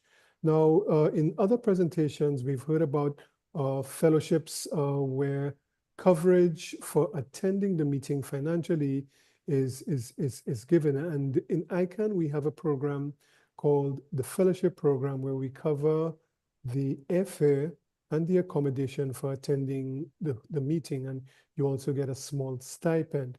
And this is because some of the meetings are in locations not too close to the Caribbean, and not all individuals interested in attending an ICANN meeting are able to cover the cost of attending. So this is a fellowship program which is competitive, and it's important to actually know the dates for when the fellowship programs open, the application time opens and closes for different meetings. And as you can see on this slide, for ICANN 83, the fellowship application round is already opened, and the names of the fellows who were selected will actually announce on the 31st of October 2024. So there is a significant lead time between applying for the fellowship, closing of the fellowship program, selection, and then announcement. Also, the fellowship round applications for ICANN 84 in Muscat is also closed, and the announcements on who will be selected as fellows will be made on the 23rd of June 2025. And finally, applications for Mumbai ICANN 85 will open on the 22nd of July and close on August 2025. So if you are interested in trying to see if you get selected for an ICANN fellowship, you would have to prepare for the ICANN 85 meeting in Mumbai. But once July 22nd hits, you can take advantage of the online application process. Very importantly, only persons who have previously attended ICANN meetings as fellows can actually attend the policy forum. Remember, there are three types of meetings: the policy forum, the community forum, which we just had, and the annual general meeting, where a lot of the membership positions are rotated and renewed. By applying, if you wanted to apply for the ICANN 85, you would have had to previously been a fellow at an ICANN meeting. So to understand what takes place at an ICANN meeting, it's useful to go through these next few slides to understand the ICANN ecosystem, which comprises three parts. The main part of the ICANN ecosystem is what we refer to as the global multi-stakeholder community, which is made up of representatives of different stakeholder groups, such as government, end users, the technical community, the business community, security community, and so on. So at an ICANN meeting, this multi-stakeholder community gets together and they examine areas where policies may be necessary with regard to the internet. And in some cases, they actually start the development of these policies and have working groups which bring the policies to a draft stage. Those drafts are then put out into the global community for public comment. And then finally, after that first public comment period has ended, those drafts go to the ICANN board of directors for review. And the ICANN board itself is a subset of the global community made up of persons from different backgrounds, different levels of experience. And this board then decides on policies. And once the policies have been decided upon, they have then passed to the ICANN organization, which is the ICANN staff, to execute the actual policies that have been developed. So there are three main groups in ICANN that work on policies. The first group, which we call the Address Supporting Organization, ASO, works on global policy with regard to IP addresses, Internet Protocol numbers. And within each of the 5 geographic regions, we have organizations called Regional Internet Registries, which work on the regional policies for numbers. But at the ICANN level, there is a grouping called the ASO that works on global policies with regard to numbers. Also at ICANN meetings, you have a group called the Country Code Name Supporting Organization, the CCNSO, which works on policies related to country code top-level domain names like .jm, .tt, .bb, and so on. Every country has a 2-letter country code. And the CCNSO, the Country Code Name Supporting Organization, works on those policies at ICANN meetings. And then for all of the other top-level domain names, the ones that we are very familiar with, .com, .org, .edu, and so on, and all of the others, the new ones. For example, there have been 1,200 new generic top-level domain names like .education, .development, .hospital, and so on. policy development work on those domains actually takes place in the generic names supporting organization, the GNSO. And while all of these policies are being developed, you have advisory committees which advise the ICANN board on the impacts that these policies will have on the internet. So you have groupings representing different groups of stakeholders. The at-large advisory committee represents end users. The governmental advisory committee represents the positions of governments and the impacts that ICANN policies will have on national laws and regulations. And then we have two other technical groups. One is the ESAC, the Security and Stability Advisory Committee, and the other one is the Root Server System Advisory Committee. So all of these advisory committees, as you will see in this diagram, these are the 4 advisory committees here. They give the board advice while policy development is taking place. So the 3 supporting organizations, the ASO, the CCNSO, and the GNSO, the address supporting organization, the country code name supporting organization, and the generic name supporting organization go through this process of identifying issues, putting together working groups, developing policies, eventually putting the policy to the board, and then the board makes a decision, and then we have a final outcome of a policy which is implemented by the ICANN organization. So a lot of this type of work is going to be taking place at the upcoming ICANN 83 meeting. And just for the information of representatives of government, we also at ICANN in the Latin American Caribbean Global Stakeholder Engagement Group have a preparation ceremony, a preparation session rather, that is held to prepare government representatives to participate in the GAC, because each of these different representatives have a space at an ICANN meeting where they discuss among their peers the different policies that are being developed. And the Government Advisory Committee webinar for ICANN 83 will take place possibly in April or May. It is facilitated by GAC senior personnel and also support staff from the ICANN Global Stakeholder Engagement. And this session is specialized for representatives coming from Latin America and the Caribbean region. And it's good for experienced GAC representatives and also for completely new GAC representatives, because we know we have this 5-year cycle in the Caribbean where governments change from time to time. So there are topics in there which are useful and valuable to persons who are coming in as new government representatives, the structure of the GAC, how the GAC functions, and how GAC advice is produced to the board. Of course, for persons who are experienced with the Governmental Advisory Committee, they will learn of the topics that are going to be discussed at the GAC meetings coming up. And we will do this also for ICANN 83, in addition to ICANN Prep Week, which is for all individuals interested in finding out what is going to be happening at an ICANN 83 meeting. So ICANN 83 Prep Week takes place from the 27th to the 28th of May, and this is completely virtual.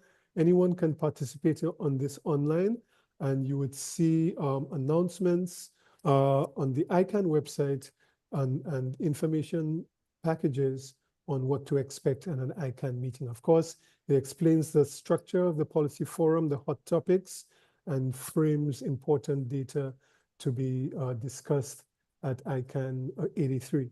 Now, this slide puts up some of the key sessions and topics that would be discussed at ICANN 83. A topic of high interest these days is the next round of generic top-level domain names. We are at the point where new persons who want new top-level domain names in addition to .education and .exercise and .hotels, .ibm and so on, we are coming close to the stage where you will have the opportunity to apply for these new top-level domain names that you may have in mind. And ICANN also has an applicant support program meant to reduce the cost of application and also cover the cost of some of the online management of a top-level domain name. And this is going to be discussed at ICANN 83. ICANN also is having a grant program. Some grants have already been decided on, where proceeds from auctions that took place during the development of generic top-level domain names actually go back to the community for various types of projects. The first round of those grants in the amount of $10 million has been decided on, and the grants have been made, but we will be looking at a review of who was awarded grants and how the next round, the next tranche, possibly of $10 million or more out of the 200 million which is available would actually be discussed. Cybersecurity professionals would be interested in the registration data request service. As we know, there was something called the Who Is, where you could go in and find out the name and contact details of someone who owned a top-level domain name. But a lot of this data has been redacted due to general data protection regulations. So the RDRS is simply a system that gives authorized law enforcement and other authorized users of this type of data access to data from the registrants, registrars who actually keep that data. Of course, we have the topic of universal acceptance, which is meant to increase diversity and usage of the internet by including domain names and email addresses in foreign language scripts. And a very popular topic is domain name system abuse. And then also there will be the topic of the ICANN reviews, where the pilot holistic review will be looked at, and the whole system of evolving organizational reviews, continuing with the fourth accountability and transparency review of ICANN would actually take place. So these are just a sampling of some of the topics that are actually going to be discussed at ICANN 83.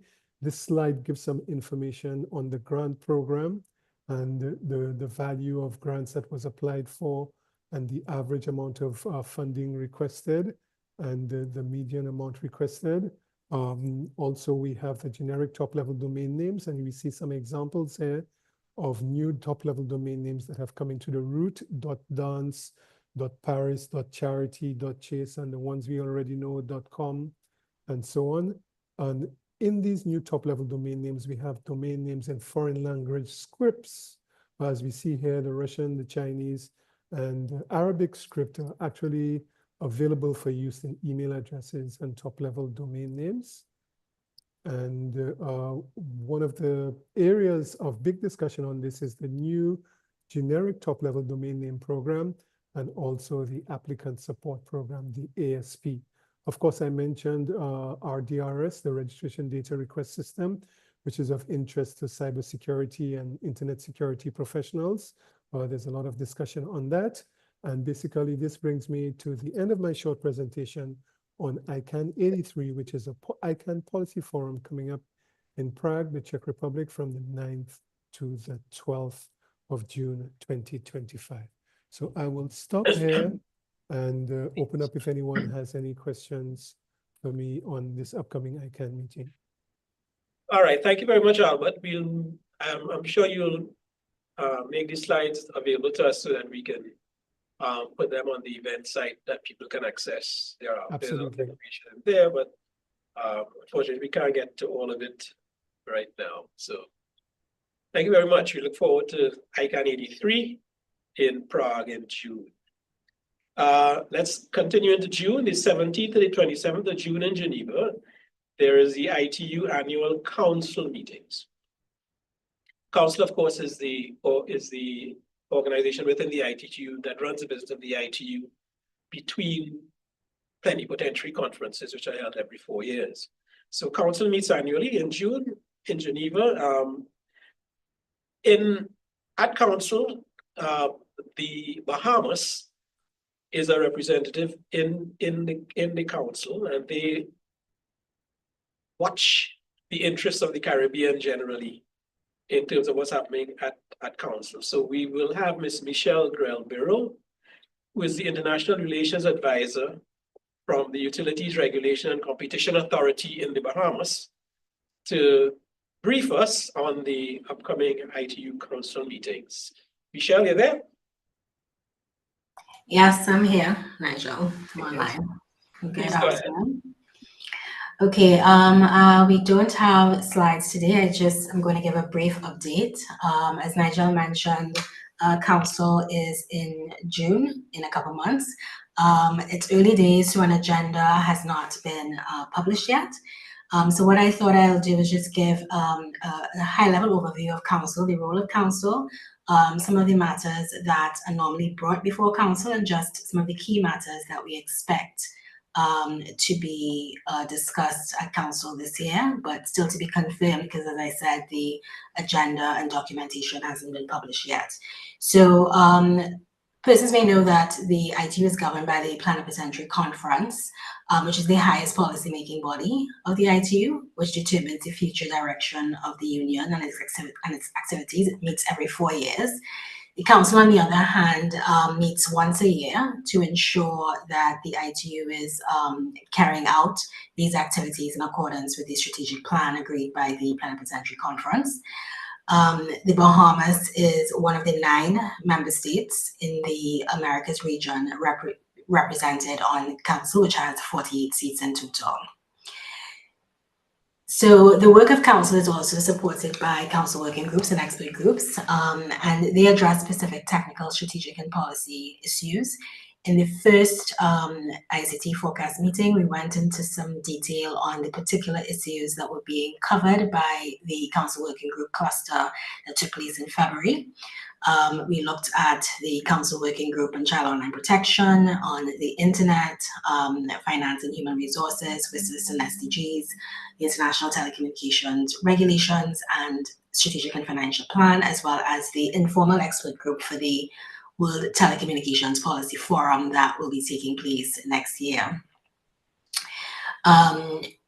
With only 2 more full council sessions before the plenipotentiary meeting next year, there is now an increasing drive by council to complete all the activities assigned to us at the last plenipot. So as I mentioned, the council reviews a number of matters related to general policy, strategy, and planning issues, implementation of the strategic plan and activities of the union. There's a lot of financial reporting on budgets, budgeting, biennial budgets, as well as reports on implementation of the budget for the last period, review of external auditors' reports. They address membership issues that may arise. Such membership issues may include issues related to fellowships or just new members wishing to join the union. Preparations to major ITU events. So they discuss the timing and locations and agendas for some of the decision-making conferences such as WRC, WTDC, WTSA, etc. This year, the council will be hopes to take a decision on the venue and date for the World Telecommunication Policy Forum that should take place next year. We expect that there would be a report on the development of the new strategic plan for the period 2028 to 2031. There was some consultation last year on the existing strategic plan, and so we expect that council will be provided an update on the consultation and the survey and some of the recommendations that they would have received from member states as well as other interested parties. We expect that the council will be asked to consider a proposal for the ITU contributory unit. They are meant to set the preliminary amount for the contributory unit this year, so that member states will have an opportunity to indicate their provisional class of contribution for the period 2028 to 2031 in preparation for council and for plenipotentiary conference next year. The ITU is also preparing for the second and final WSIS Plus 20 high-level event in July this year. So we expect that the Secretariat will provide updates on those action lines it's responsible for, ongoing consultations on achievements and challenges from member states and various organizations in them implementing the Geneva Plan of Action.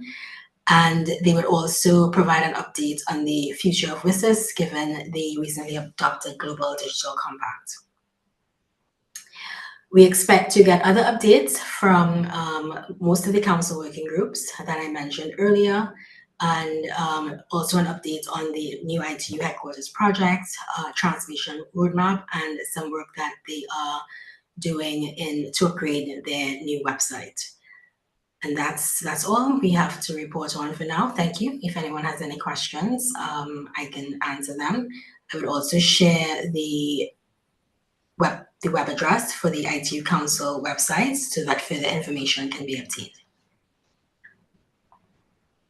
Okay, thank you very much, Michelle.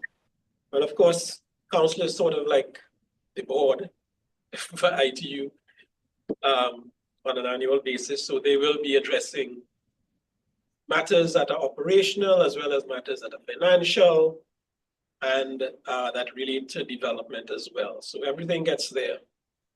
So any items that we might want the ITU to address for us, those would be before council at some point in time. I didn't notice any particular questions come in, so I think we are right on time at present. So let's move on with the program for the time being.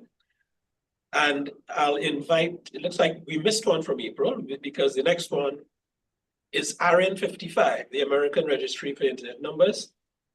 They'll be having their 55th meeting, 27th to the 30th of April in North Carolina, USA.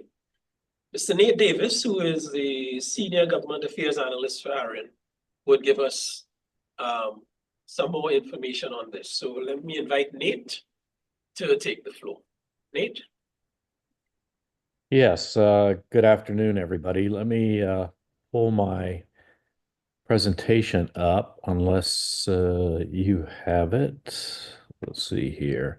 Give me one moment. Why is that not? Share.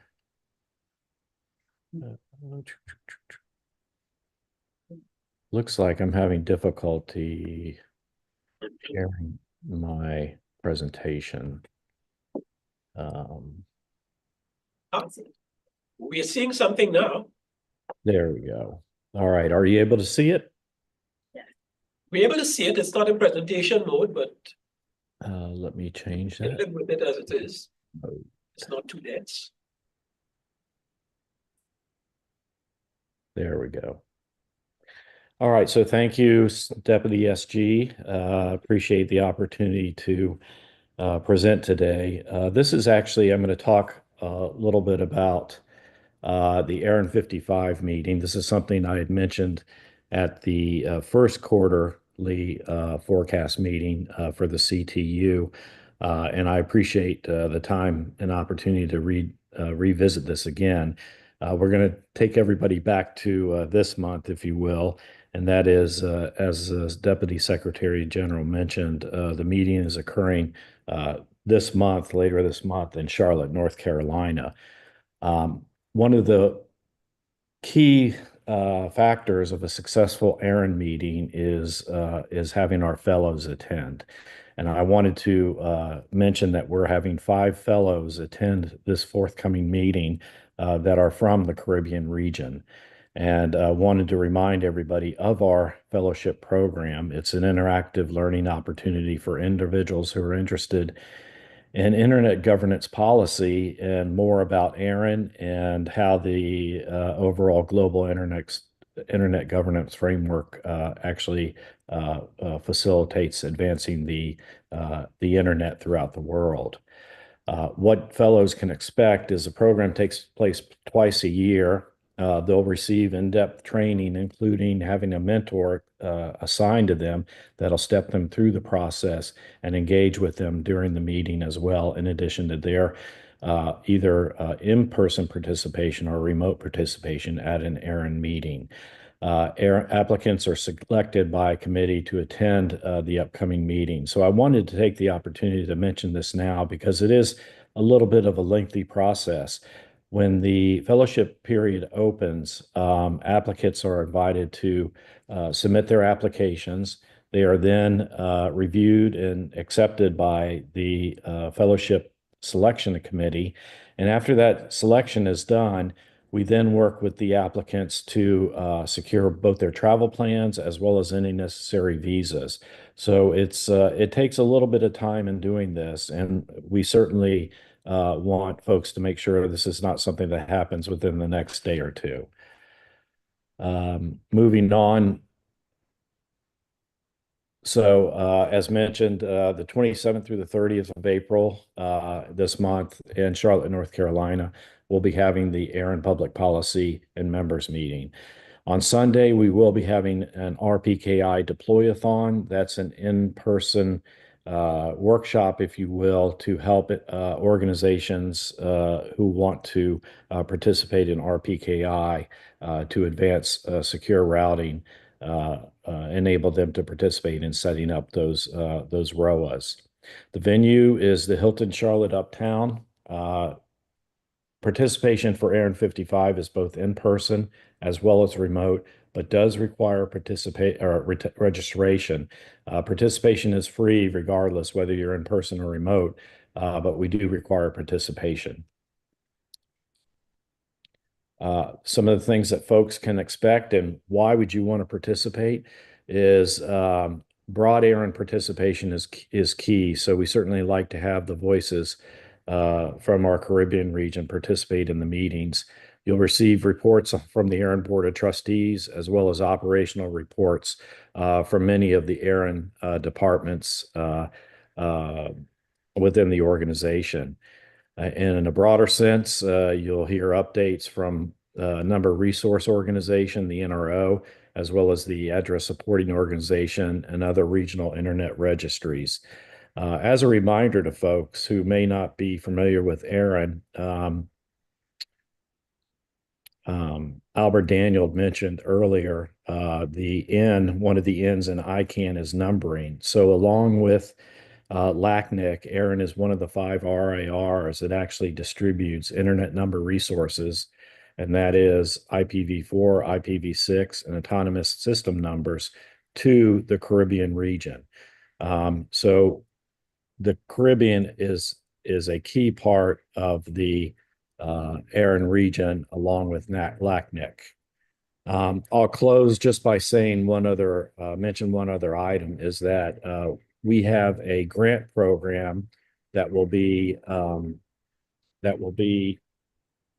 having my landscape people right outside the blower. Sorry if you can hear that. We have our grant program opening up April 17th of this month. The grant program offers research and support funding for those projects that are approved to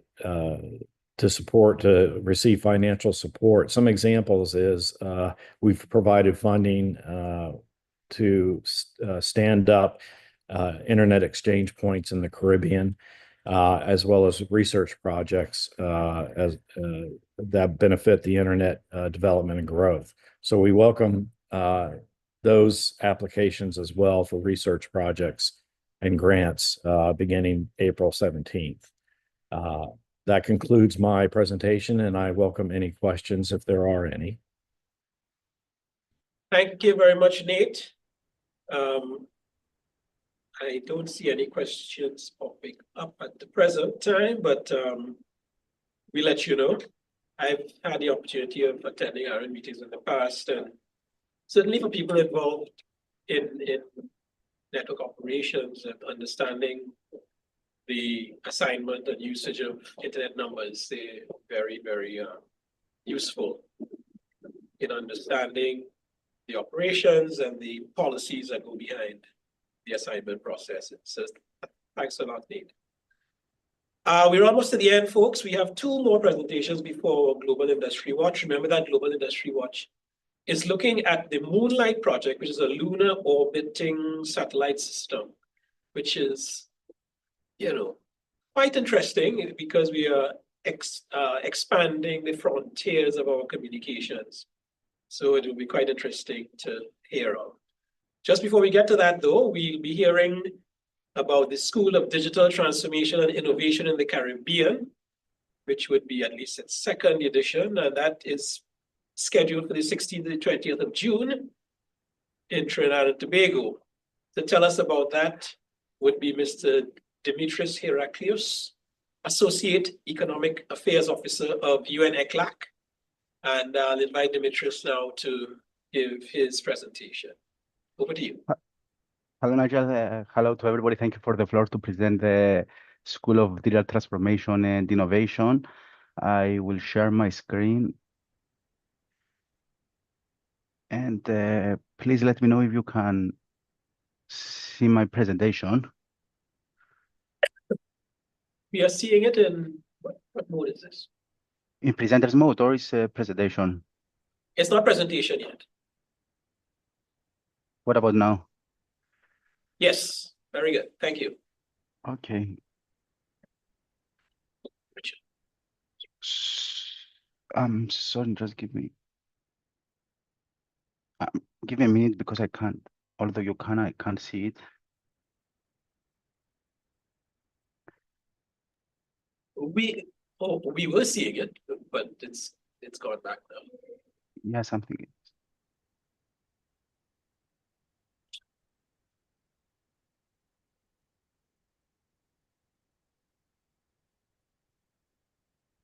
So now you can see it again. Yes. Okay, thank you very much. As you said, Nigel, this year we will have the second edition of the School of Digital Transformation and Innovation in the Caribbean.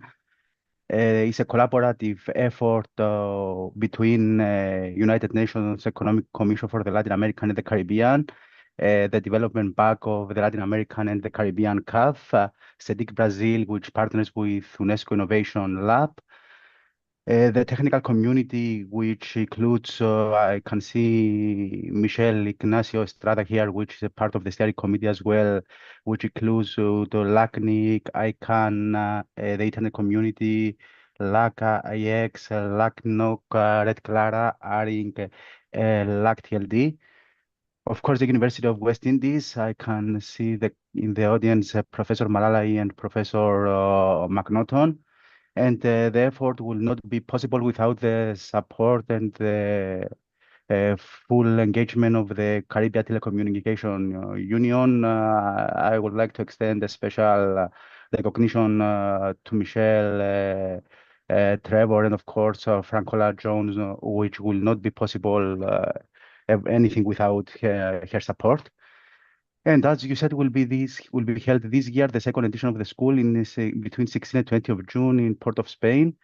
So about the school is a special design program for policymakers, for mid to high level policymakers, which are able to get together and learn about the newest trends on digital transformation and receive information, but also build up their capacities in the policymaking design.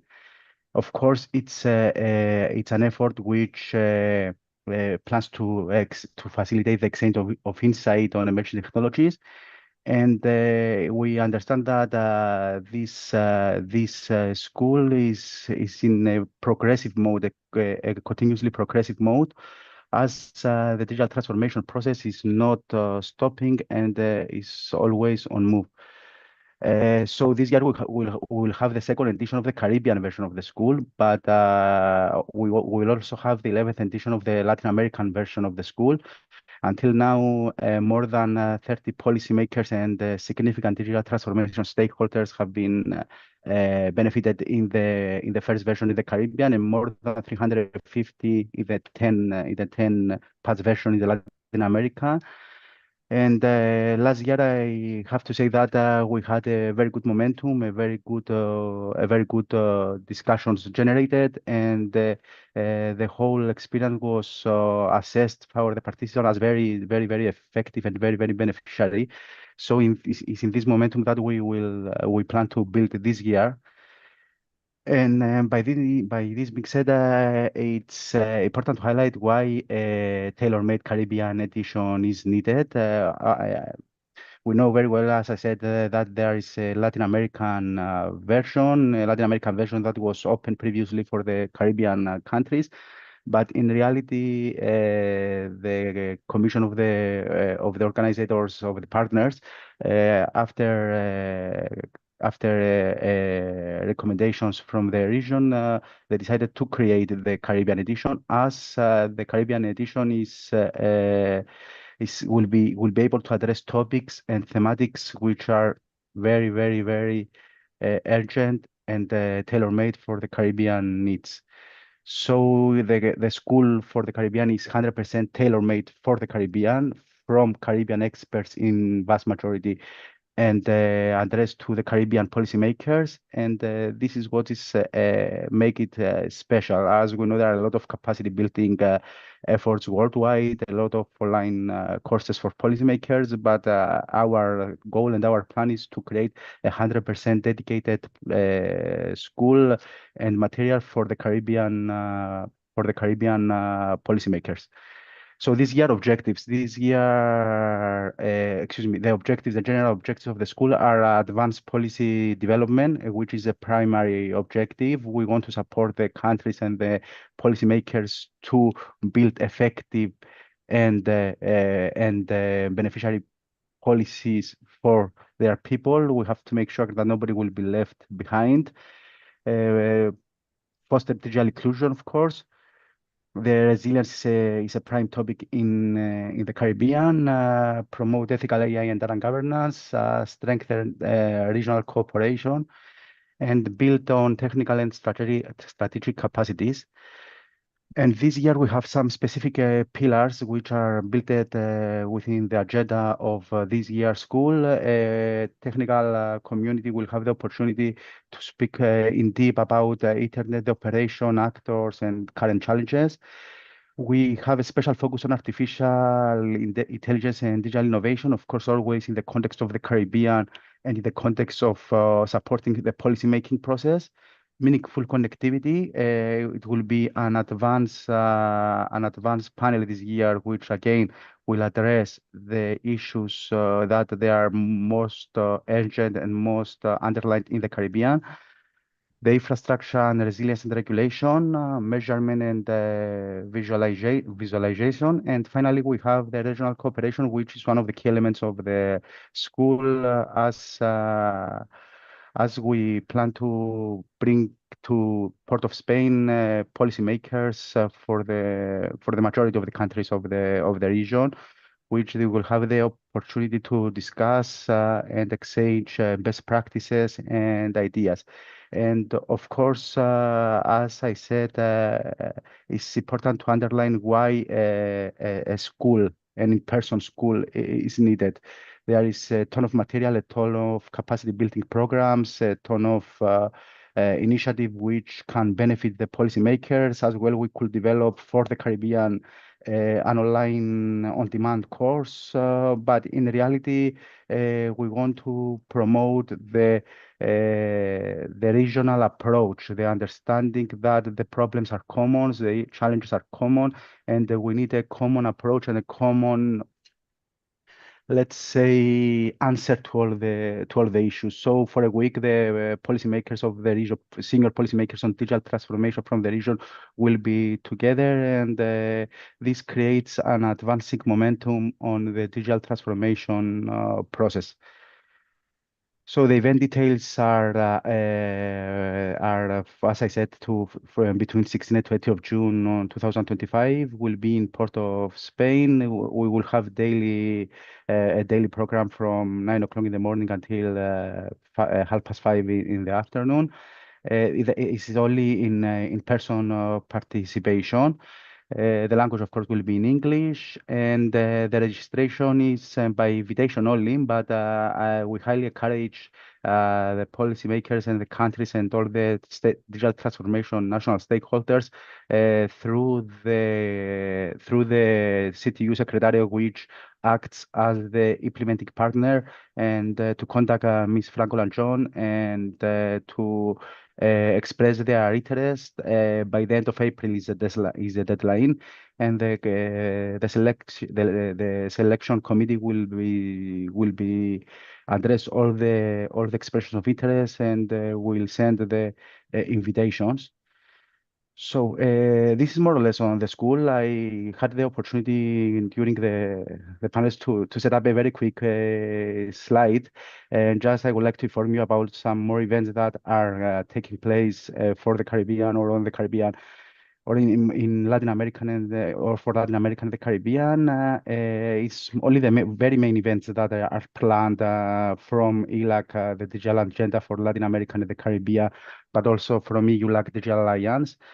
I didn't put dates and places because including for the events that the date and the place is decided is not public yet. So I will share some information, but please it's with reservation. So the EU-LAC Caribbean dialogue is planned for June 2025. Is planned to be held in Kingston in Jamaica, and is a policy dialogue as the one that will take place in Estonia about in governance, but this will be dedicated for the Caribbean and is planned for the June in Kingston. We will have the preparatory meeting for the ILAC Ministerial Conference in 2026. Will be held most possibly in Guatemala upcoming autumn. The Caribbean participants of the the states that are participate to the ILAC, they will be informed accordingly. Again, in September, there is a side event for the Caribbean about the Latin American and the Caribbean Artificial Intelligence Index, which is co-developed from ICLAC and SENIA.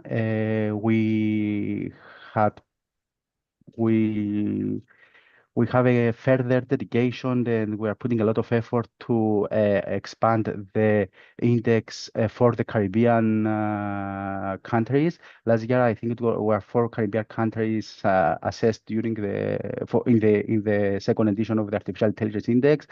So this year we are working hard to have more countries with more data, and a side event is planned to present the findings. There is a Caribbean dialogue on digital and data sovereignty, which again is planned for next autumn, possibly December. There is a EU-LAC Digital Summit, which is planned to take place in Antigua again in September. It's a digital summit for all the Latin American and the Caribbean, between European Union and all the Latin American and the Caribbean. Is something similar for what we had last November in Santiago with the 2 policy dialogues in connectivity and artificial intelligence. And will be held in the Caribbean, will be held in Antigua in September. And finally, we have the AU and the Community of Latin American and Caribbean States Summit. The place is not confirmed yet, but again, it's planned for next autumn. And is not only, of course, for digital transformation, but still the digital transformation is currently a very big issue on the EU-LAC relationships, as digital alliance is a main pillar. And finally, I would like to say that the connection between the ILAC events and the Caribbean, of course, it's the working group that we have for the Caribbean, the ILAC working group for the Caribbean. I can see Shellyan and Shellyan Clark and Gabriel from the Ministry of Digital Transformation of Trinidad and Tobago, which is the country which holds currently the presidency of the working group, and it's also a member of the steering committee of the ILAC Digital Agenda for Latin America and the Caribbean. ECLAC, of course, acts as technical secretary, and I would like to make a call to the national representatives that they would like to get informed and get on board on this effort to get in contact with us, and we'll make sure that they will be part of the process. Thank you, Nigel. Thank you for this opportunity. I don't know if there are any questions. I will be happy to Yes, answer. there are. You mentioned it was by invitation only, but there is a question, but you encourage expressions of interest. The question is, what is the application process? The application, and is there a deadline? Yeah, the application process is through the CTU Secretariat. Ms. Franco Langioni is the focal point on that. There is a website which the interesting entities they can apply there and offer and propose a person or more than one person, of course, to participate. The deadline is 30th of April, is the end of this month. And for any further informations, the CTU Secretariat is the entity to address. So the participation and the express of interest is open for policymakers and digital transformation stakeholders from the Caribbean. Okay, thank you. And there is a banner on the CTU website for this school that if you click on, you would should take you to a page where additional information would be available. Well, you will make these slides available to us. We do have interest in being expressed for persons to get a copy of the presentation. In fact, from as far as the Pacific, they are saying that they have similar or even more challenging issues to deal with as far as digital transformation. So they're hoping to have a similar level of support for their efforts. But it won't be a CLAC, but it might be another organization that that can. Well, the Easter Island is a part of the Southern Pacific, so our mandate extends to the Southern Pacific. But of course, ESCAP, also the colleagues from ESCAP will be able to support that. Yes, definitely. And then, of course, we have our evaluation 4. We'd like your feedback on this particular presentations this afternoon and see if maybe we can make it better based on your constructive feedback. We are down to our last presentation before the Industry Watch segment. And this is with respect to the 20th UN Internet Governance Forum, scheduled for the 25th to 29th of June in Norway. And our presenter is Ms. Anya Gengo, who is from the UN IGF Secretariat Office in Geneva. Anya, over to you. Thank you very much, Nigel. And it's good evening from Geneva, but I know you still have a few hours to go through your day. I want to thank you on behalf of the Secretariat for this invitation. I think now it's a traditional session where we learn about what is happening in the Caribbean region, but also globally, and have the opportunity to share updates about the IGF. So as Nigel said, it's the 20th annual IGF meeting. This is a very important year for internet governance overall, and with that for the IGF. As you know, it's the review of the World Summit on the Information Society after 20 years. And towards the end of the year, the General Assembly will be looking at the mandate of the IGF and overall at WSIS. And so now we are in a preparatory phase for informing WSIS on what has been achieved so far, and especially what is the vision beyond 2025. And this is something that really cross-cuts the preparations for the IGF and its agenda. So let me just take a second to see if I can share briefly few slides. I know that we don't have a lot of time, so I will. So yes, hopefully you can see them now. So I will try to be very brief. I'm going to focus specifically on the IGF that's coming up in Norway. So yes, the government of Norway is hosting the 20th annual IGF meeting from 23rd to 27th of June this year in a place called Lillestrøm. It's a beautiful town, very close to Oslo. So if you decide, and I hope you will, to come to the IGF, wherever you stay, Oslo or Lillestrøm, it's actually quite convenient to come to the IGF and its venue. Our multi-stakeholder advisory group, our leadership panel, obviously the Secretariat, but I want to say the IGF ecosystem and the global community are really working hard to deliver a very good special IGF given the importance of the year. And in that regard, in parallel to preparing the agenda for the IGF in Norway, there are preparations underway for feeding strategic inputs produced in a bottom-up consultative open way on WSIS Plus 20 that can inform this process and hopefully contribute to this strong vision for the internet governance and the overall ecosystem we want to see in the near future. The intersessional work, meaning the activities happening in between the two annual meetings, are well underway. This is something that will continue to keep us busy even after we conclude the annual IGF meeting. And I'm not going to go into specifics, but I just would like to underline that before and after Lillestrøm meeting, we are dealing with a couple of very important topics through our community input. One is through our best practice forum, we are looking at ways of securing access to the internet and protecting core internet resources in the context of various conflicts around the world and in various communities.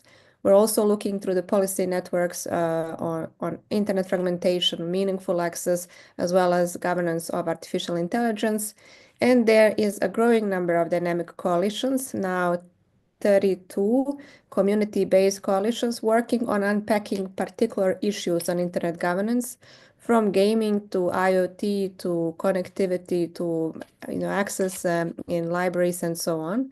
All these work streams are open to everyone to join. We, of course, work closely with what's our biggest asset, I would say, in terms of the community, and those are the now 176 national, regional, sub-regional, and youth IGFs. They will be represented at the IGF, of course, participating in the overall program, but they will be as a network delivering 5 very important sessions focusing on various topics. So I'm not going to go into specifics now because I know we don't have time, but I will be sharing these slides with you so you'll have more information about this. And then finally, what we want to see in the IGF in Lillestrøm is better quality of stakeholder engagement. And that's why we are very much focused on working with stakeholders that have been historically underrepresented in the IGF. That means that we want to see more multi-stakeholder participation from the countries that do not have at all or do not have enough participants looking historically across the past IGFs, and as well as in engagement of various disciplines. So we're going beyond just the multi-stakeholder engagement in a more nuanced way. And we are focusing especially on continuing to engage members of parliaments from around the world, but also judiciary, better engagement of the private sector, and of course, developing capacity for those who are joining us for the very first time to ensure that they really benefit from this experience. And most importantly, when they go back to their respective countries, to ensure that they really bring knowledge and capacity to carry the vision of the IGF and implement it at the country level. And now, finally, a little bit about the logistics and the topics that we will be focusing on in Lillestrøm. So as I said at the beginning, this is the slide that our host country prepared, and I just wanted to show you physically that Oslo is really close by, and so if you decide, as I said, to stay in Oslo, that's fine.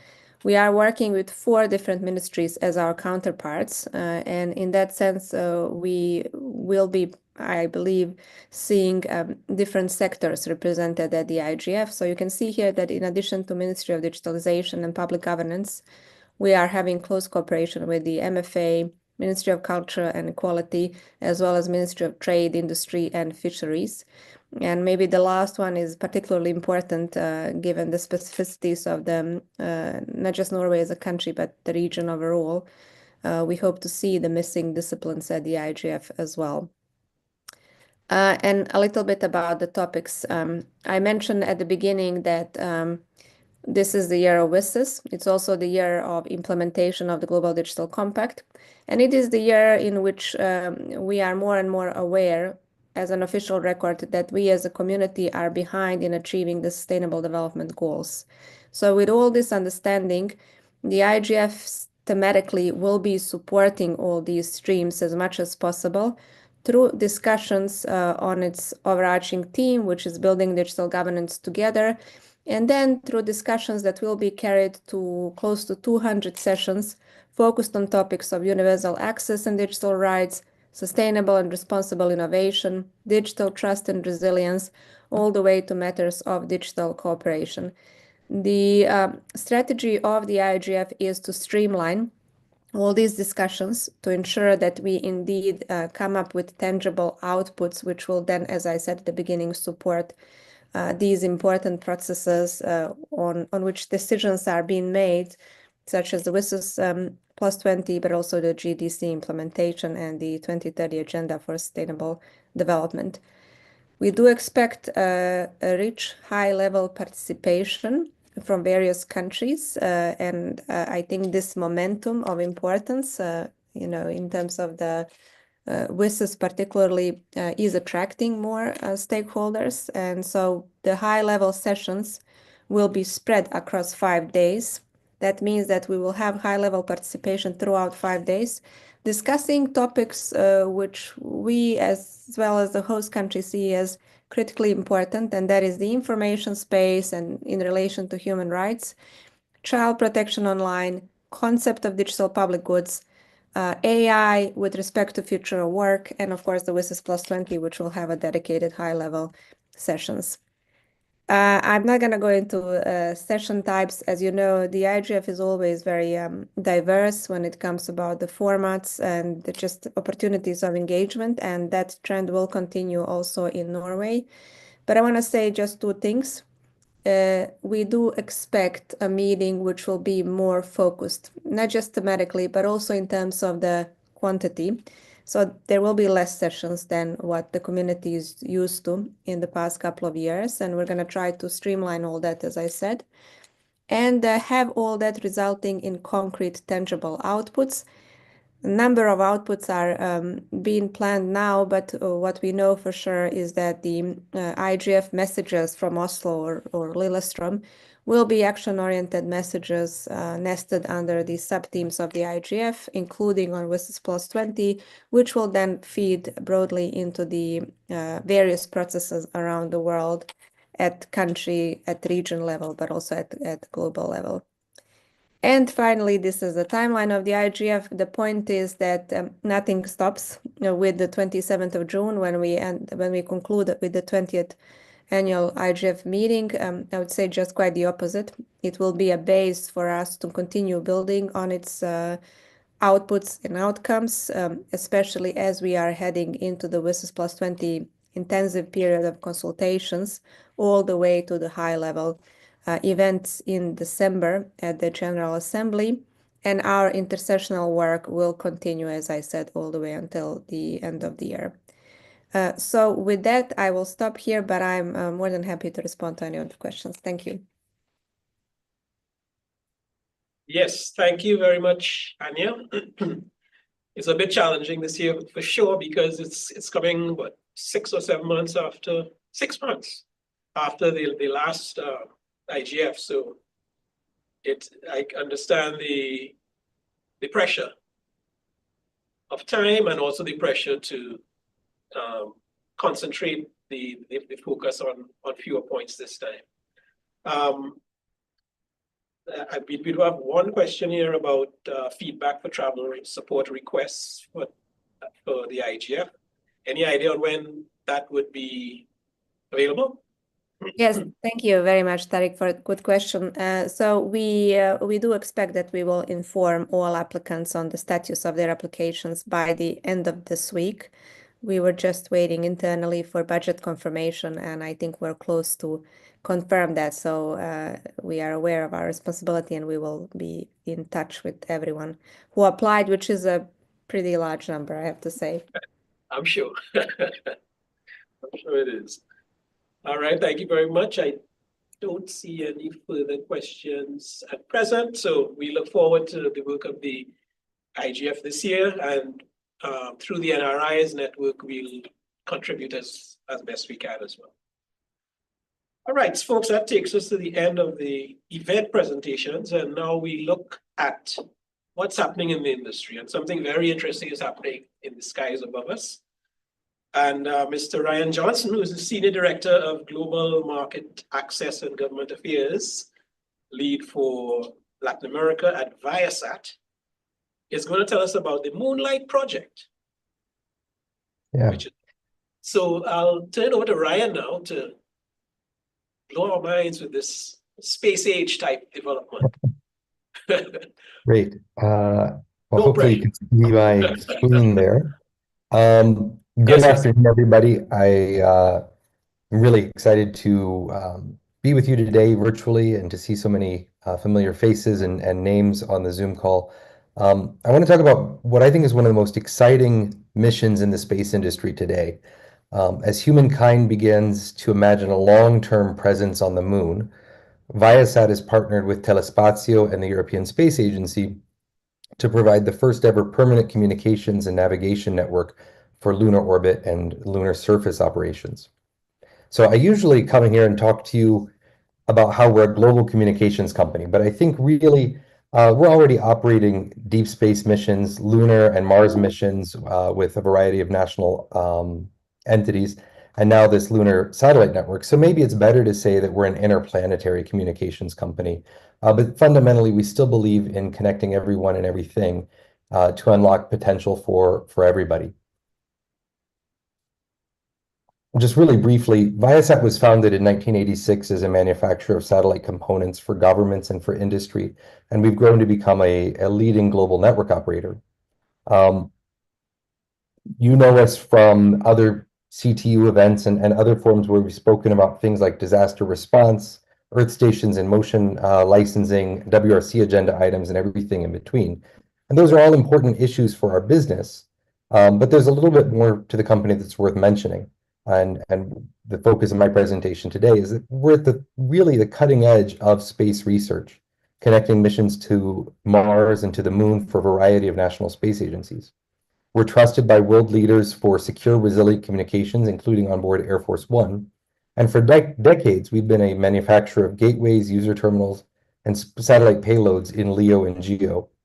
Our global network of ground stations for LEO operations allows for nations to get into space at a lower cost and to utilize our ground network to connect to their satellites. We co-host those sites with countries like Australia, Canada, Ghana, South Africa, and the UK, and Argentina, I should mention. And we've built the gateways for a lot of the other missions out there. India's GSAT-20 network, the global OneWeb network, etc. In addition to all of that, we're a major supplier of communication services and equipment to two of the largest space programs, NASA and the European Space Agency. So I bring all that up to say that we're at the vanguard of innovation in space and a pioneer in the space industry. That's led a lot of our advocacy, particularly around space sustainability over the last few years. But today I want to talk a little bit about the moon. You may not know this, but from the Apollo missions until today, there's been really not a lot of activity on the moon, some rovers and some lunar landers, but all of that's about to change. Between now and about 2045, so over the next 20 years, we're looking at 400 new lunar missions already in the works. Some of those are going to amount to a long-term stable presence, the first time mankind's ever had a long-term stable presence off of our own planet. And all of that means a lot of investment and a lot of activity, but it's also going to unlock, it's the first stepping stone for further exploration of the solar system. If you follow much about space mining and space exploitation, one of the tricks is to use the moon as a launch pad because the gravity well of the moon itself is far less. So getting a rocket out of the moon's gravity is much less costly from a fuel perspective than it is to leave Earth. So once we're out in space, using the moon as a base makes a lot of sense. So all that's going to amount to a true lunar economy, the first time we've ever really imagined an off-world economy for ourselves. But it can unlock tremendous value for people here on Earth. When we talk about things like mining the moon or asteroids, it's about finding material that's rare on Earth, but abundant in space and bringing it to Earth for our use, possibly even manufacturing in space. We're also talking about things like tourism and further exploration and scientific missions. So there's a lot of interest in the moon. So Project Moonlight, then, was the European Space Agency's plan for a lunar satellite network.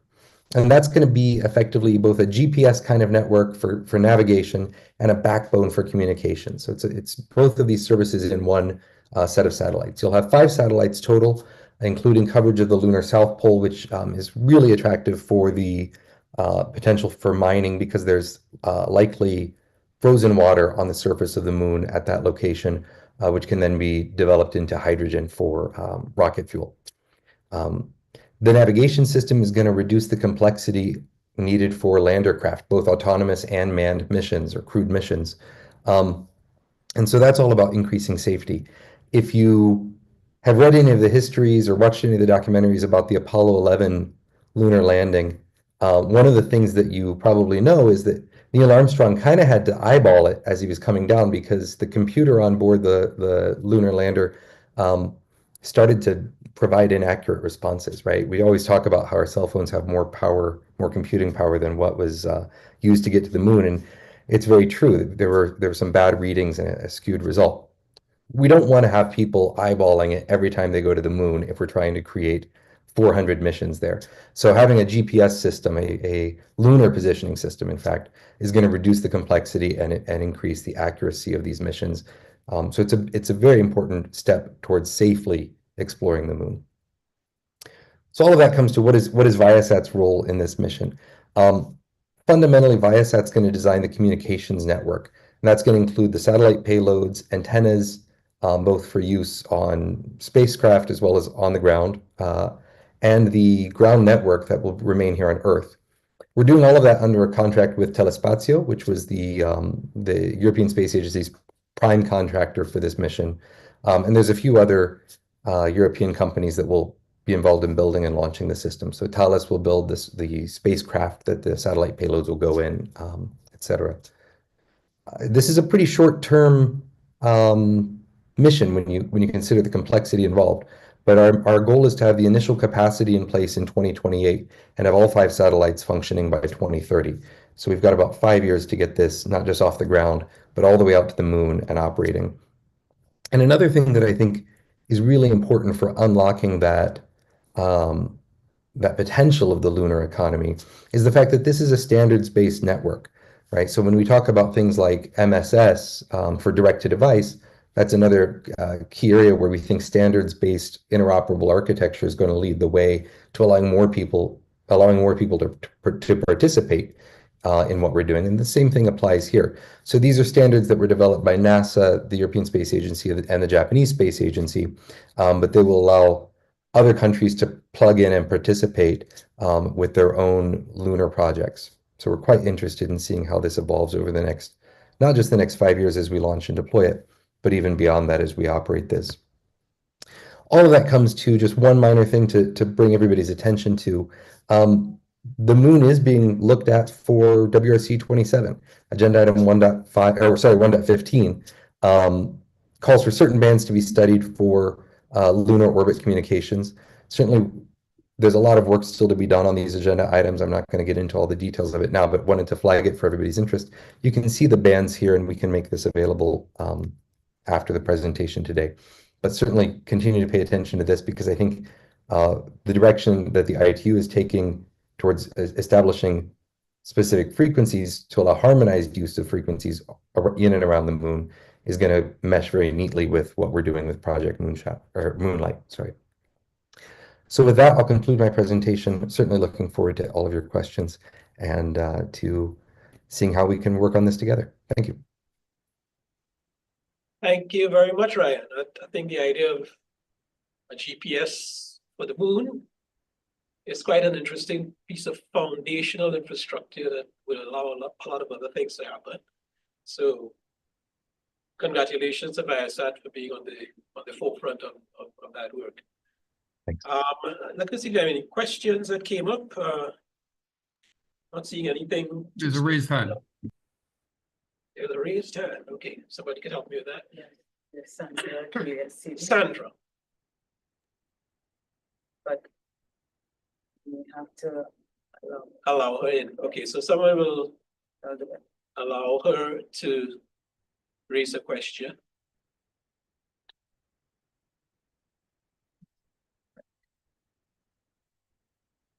Oh, they hand it down now. I'm not sure if it was. She's prepared to talk. She is? Yeah, I just gave her permission. Okay, Sandra, if you want, Sandra Juliet, I don't see the full name, but if you wanted to raise an issue, you can do so now by unmuting yourself. I think you've been allowed to. Good afternoon, No, it was an error. I am sorry. I did not do that Oh, intentionally, but I am enjoying the the presentations and hearing all about the different developments from the different agencies. So I will be in touch at another time. Bye-bye. All right, thank you. Thanks for that. All right, I'm not seeing any more. I think I heard the SG, so I'll ask him if he wants to make any comment at this time.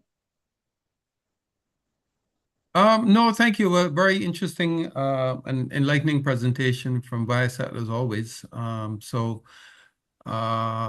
It was very interesting to me as well when I saw the news, and Ryan responded at short notice to update us. So we want to be kept abreast of those developments, of course.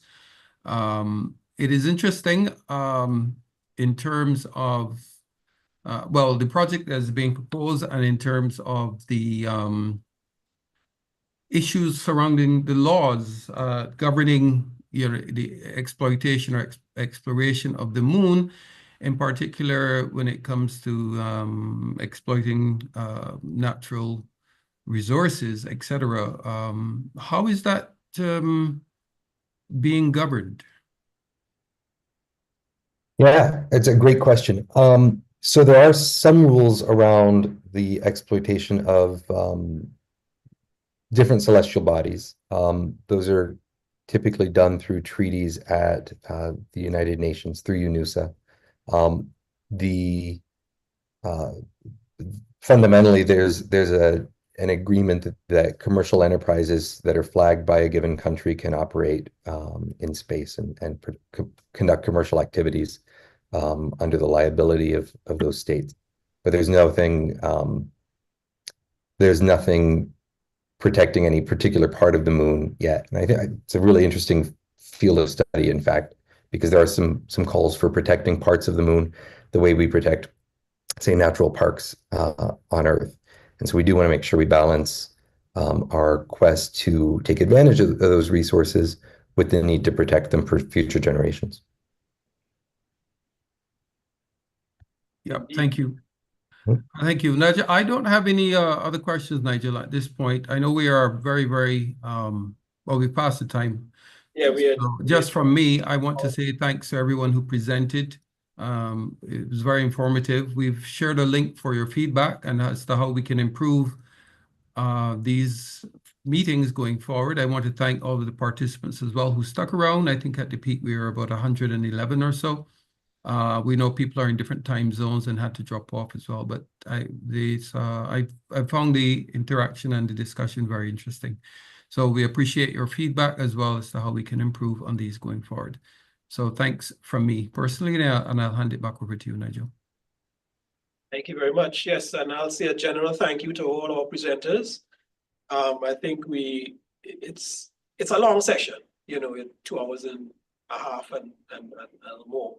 So we very much appreciate your attention and your input, and we will post the presentation slides we get to the event page so that persons can download it.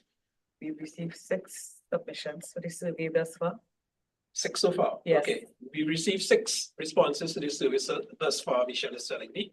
So we'll encourage all of you to just take a few minutes and let us know, and we'll hopefully make it even more interesting and informative at the next quarterly session, such as this. All right, so here we are at CTU. Thanks for the input, and we are here to please and improve the coordination and expertise around our Caribbean. And we look forward to your further interaction with us, and we'll see you at the next such quarterly forecast presentation. Thanks a lot, folks. Okay.